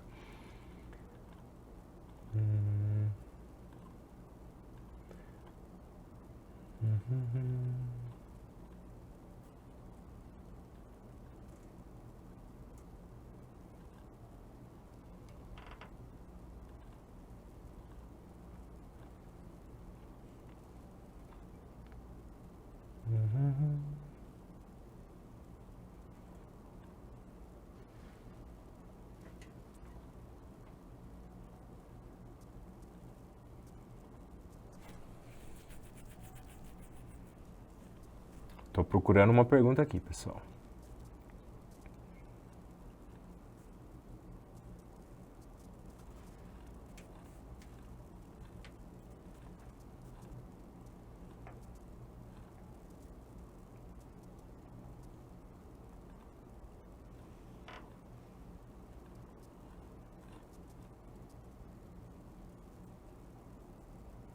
Precisei saber enrolar cabo para enrolar os piscas de Natal e guardar, mas não entendi ainda. Enrole todos os cabos que você conseguir assim. A primeira volta normal, sem aplicar força, só a tensão natural. Ó, eu tô levantando a minha mão e ele já faz a volta. A segunda, que é foda que tá conectado aqui. A segunda volta você gira. E aí você faz a voltinha. Aqui, ó. Naturalmente ela viria assim. Aqui você gira a mão e encaixa no meio. Normal. Vamos de novo. Normal. Girou. Também só levantei a mão, mas na hora de encaixar, ao invés de fazer assim, eu giro aqui. Beleza? Rodrigo, meu Deus, vou enrolar o cabo do meu lapela assim agora. Boa, Rodrigo, é isso aí. Muito maneiro o professor ensinar a mexer... Leonardo agora. Muito maneiro o professor... Peraí que deve estar atrapalhando vocês aqui. Foi mal, peraí. Tá me atrapalhando? Aí, pronto. Muito maneiro o professor ensinar a mexer com o cabo. Tem gente que cuida só dos cabos durante programas. Lembro de ver durante um programa do Altas Horas um fio man, ou cabo man, seguindo o cameraman para facilitar a locomoção da câmera. Exato. Essa é uma profissão muito honrosa no audiovisual, inclusive. O cabo man na televisão é top. Eu já fiz cabo man uma vez.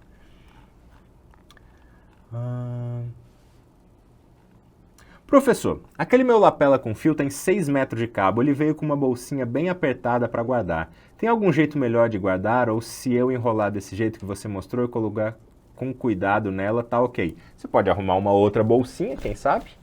Ou, mas assim, fazer dessa forma, ele vai durar mais. Tenta não torcer, principalmente nas conexões das duas pontas, a que fica no microfone e a que vai onde quer que seja, seja ela P2 ou XLR. Tenta não torcer, né, não forçar ali a conexão, que é o principal. E no caso do cabo, enrola dessa forma que está resolvido. Vamos fazer o print, pessoal? Abram aí suas câmeras. E vamos printar nossas faces. Enquanto isso, eu procuro outras perguntas.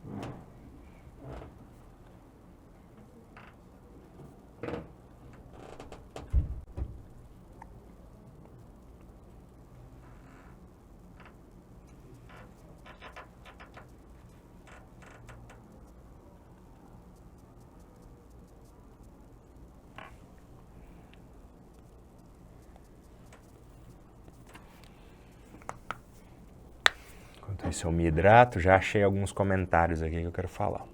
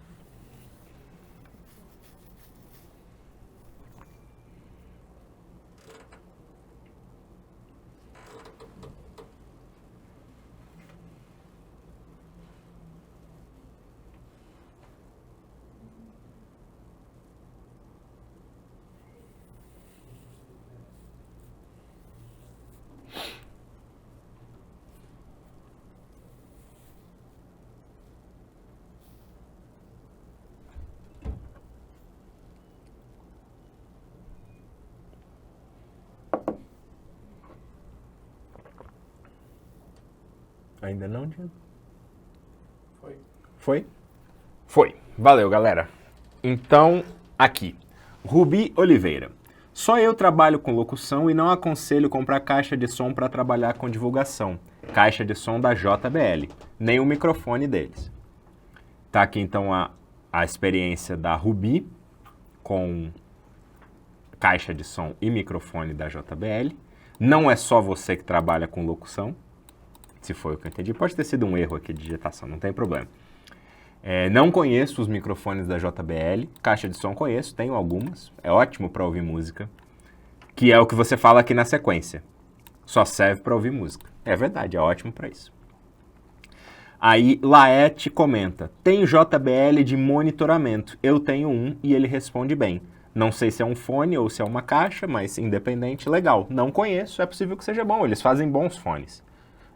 Mas não conheço e tá aí o compartilhamento da experiência do Laete e da Rubi.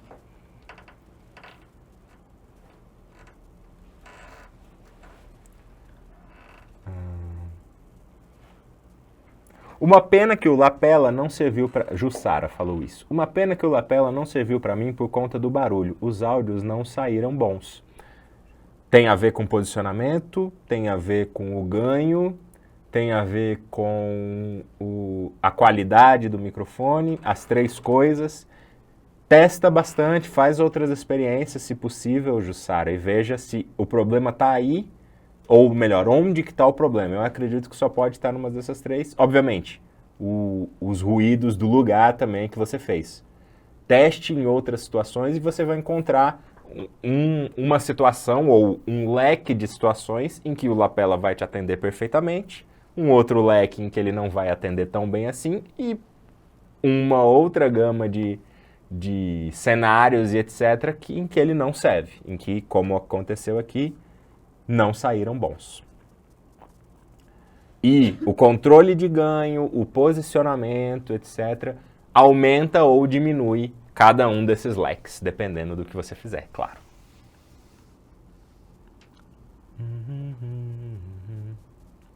Ó, o Laet comenta que o modelo que ele citou é o J88, o fone ou caixa, acho que é um fone, de monitoramento da JBL. E qual o melhor lapela inicial para compra?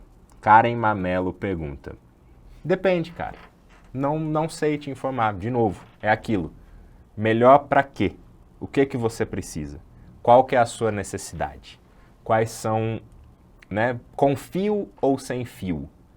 Para celular ou para você conectar diretamente num gravador?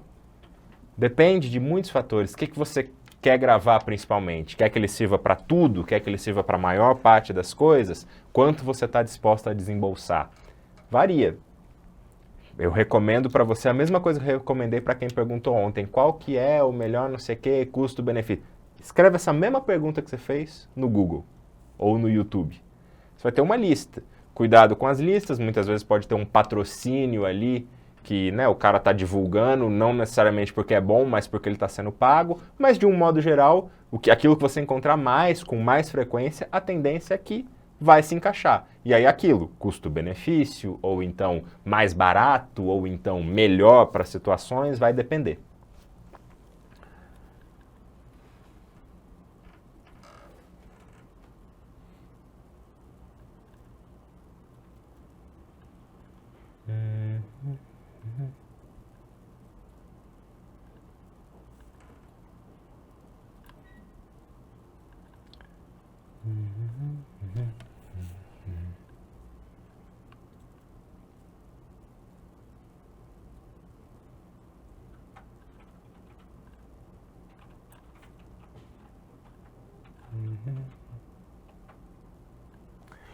Gabriel, onde eu posso aprender mais sobre compressor, limiter e demais efeitos? Cursos, como o nosso que está tendo aqui, embora o nosso aborde de forma mais superficial e pela carga horária e como ele quer tratar como um todo, a gente pincela alguns pontos, outros a gente dá uma pincelada mais forte, outras mais fraca. Amanhã a gente vai falar sobre compressor, sobre limiter, mas, por exemplo, a gente não vai ter aqui para vocês a prática e o colocar na mão de como usar um compressor. Aí é um curso diferente, ou então você pode ver vídeos na internet, ou coisa assim. Essas foram as formas que eu aprendi a mexer. E digo mais, na faculdade eu não tive isso. Eu tive que pesquisar por fora. Gratuitos e pagos.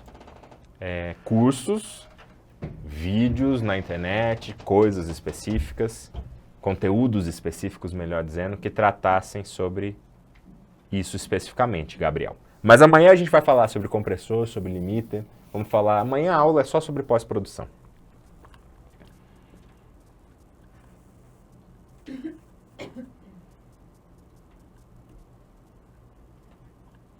Foi João Carlos quem falou, né, que o som analógico é melhor que o digital. E aí eu queria pontuar aqui um negócio que eu acho legal pontuar. A galera do vinil contra a galera do CD e do digital e etc. Cara, tem diferença, claro que tem. Quando você é você é preciosista, mas principalmente você tem uma sensibilidade adquirida, praticada no ouvido e etc, você percebe, mas até pra mim, se você botar pra tocar um áudio, eu fico de olhos fechados, você bota pra tocar, eu não vou saber te dizer se isso é do vinil ou se isso é de um digital. E a maioria das pessoas vai ser assim. Então, é melhor, mas também a gente tem que tomar esse cuidado, é a mesma coisa. Vamos gravar em 96 kHz de sample rate porque é o melhor. Não necessariamente você precisa disso.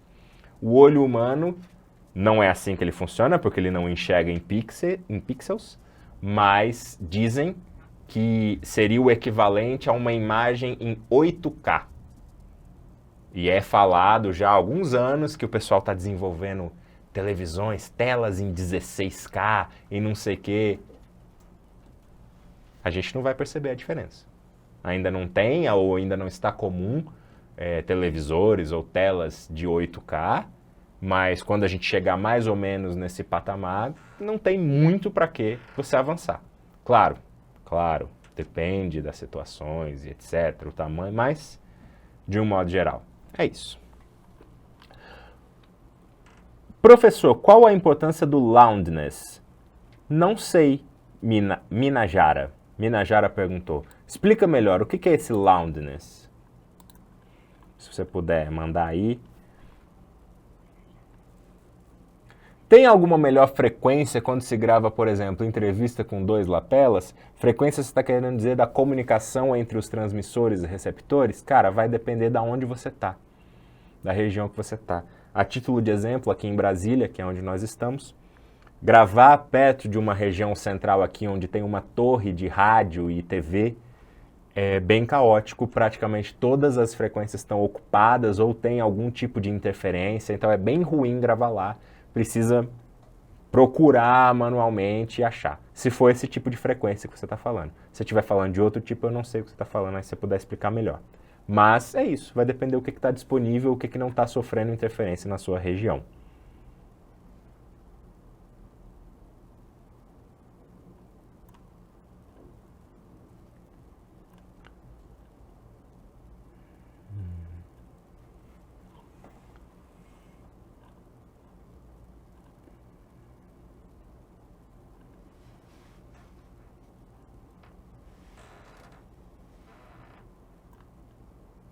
Eduarda me manda aqui, o verbo colorir só existe no imperativo com tu e vós. Obrigado, Eduarda. É igual quando você chega na rua e está fedendo e você fala eu fedo. Também não existe, então não tem como falar eu coloro. Obrigado, Eduarda.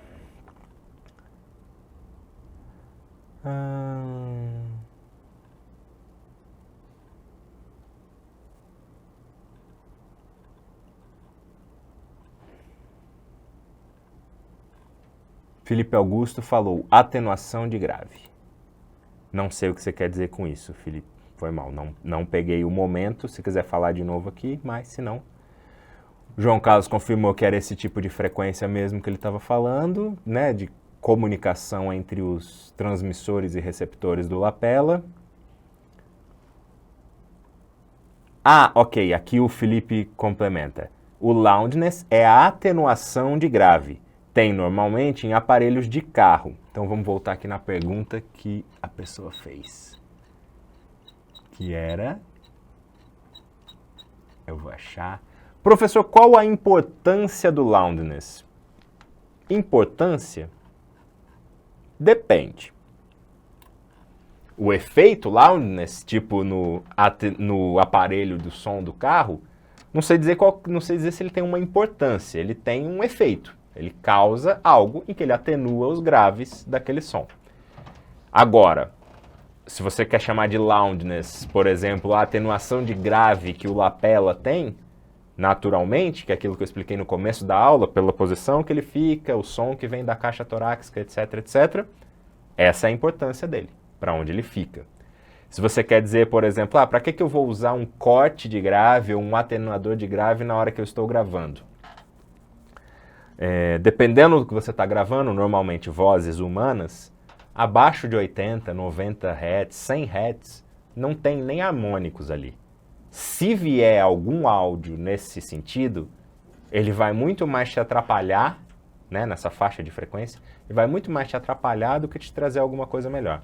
Então aí seria a importância de cortar. É necessário? Não é necessário, mas aplica ali. Porque na pós-produção, se for ter pós-produção, muito provavelmente vai ser aplicado esse filtro. A gente vai falar amanhã sobre isso. O high pass ou low cut, que é a mesma coisa. Amanhã a gente vai falar sobre isso. Esqueci o nome de quem perguntou, peço desculpa, mas... Priscila, né? Priscila, quem perguntou. Espero que tenha respondido. Amanhã acho que vai ficar mais claro, principalmente nessa parte de pós-produção.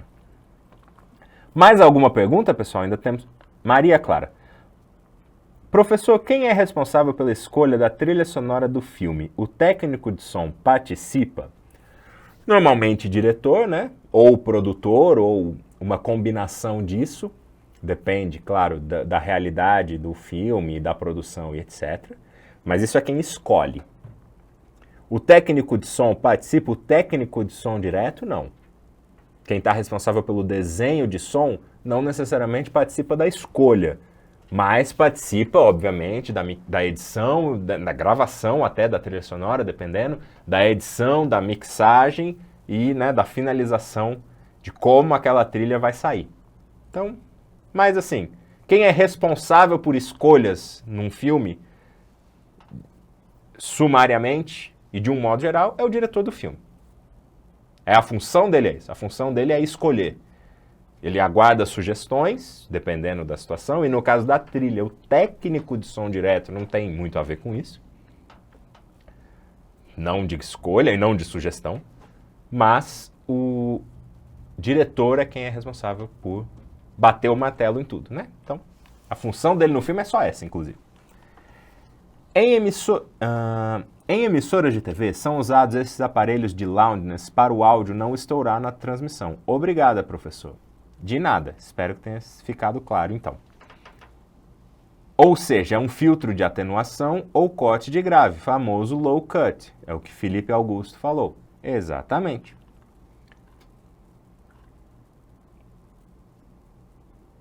Gravando na praia, shotgun ou lapela? Que boa pergunta. Depende, cara. Depende. Dublagem.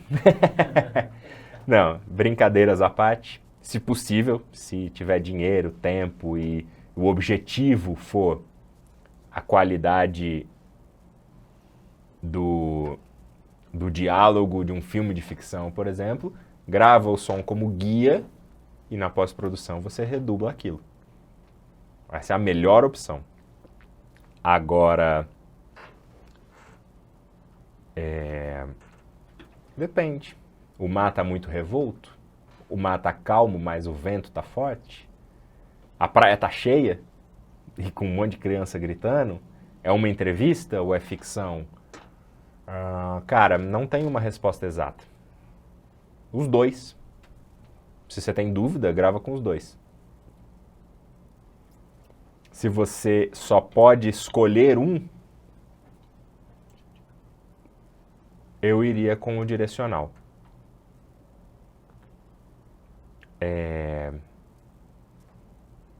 Ele já vai deixar claro que aquilo ali é uma praia. E então já traz uma ambiência nele próprio. E você também consegue pegar os demais sons, não só da voz. Ainda mais se você não conseguir esconder o lapela nos atores, se for ficção, por exemplo. Mas eu iria com os dois. E se não tem grana, eu não iria, dependendo.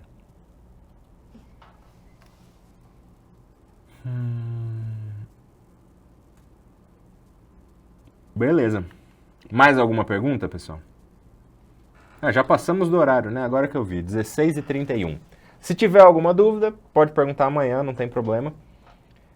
Espero que vocês tenham gostado. Amanhã, nossa última aula sobre pós-produção. Lembrando sempre que essa é uma parceria do Instituto Ladainha e da Secretaria de Estado de Cultura e Economia Criativa do Distrito Federal. Valeu, até amanhã.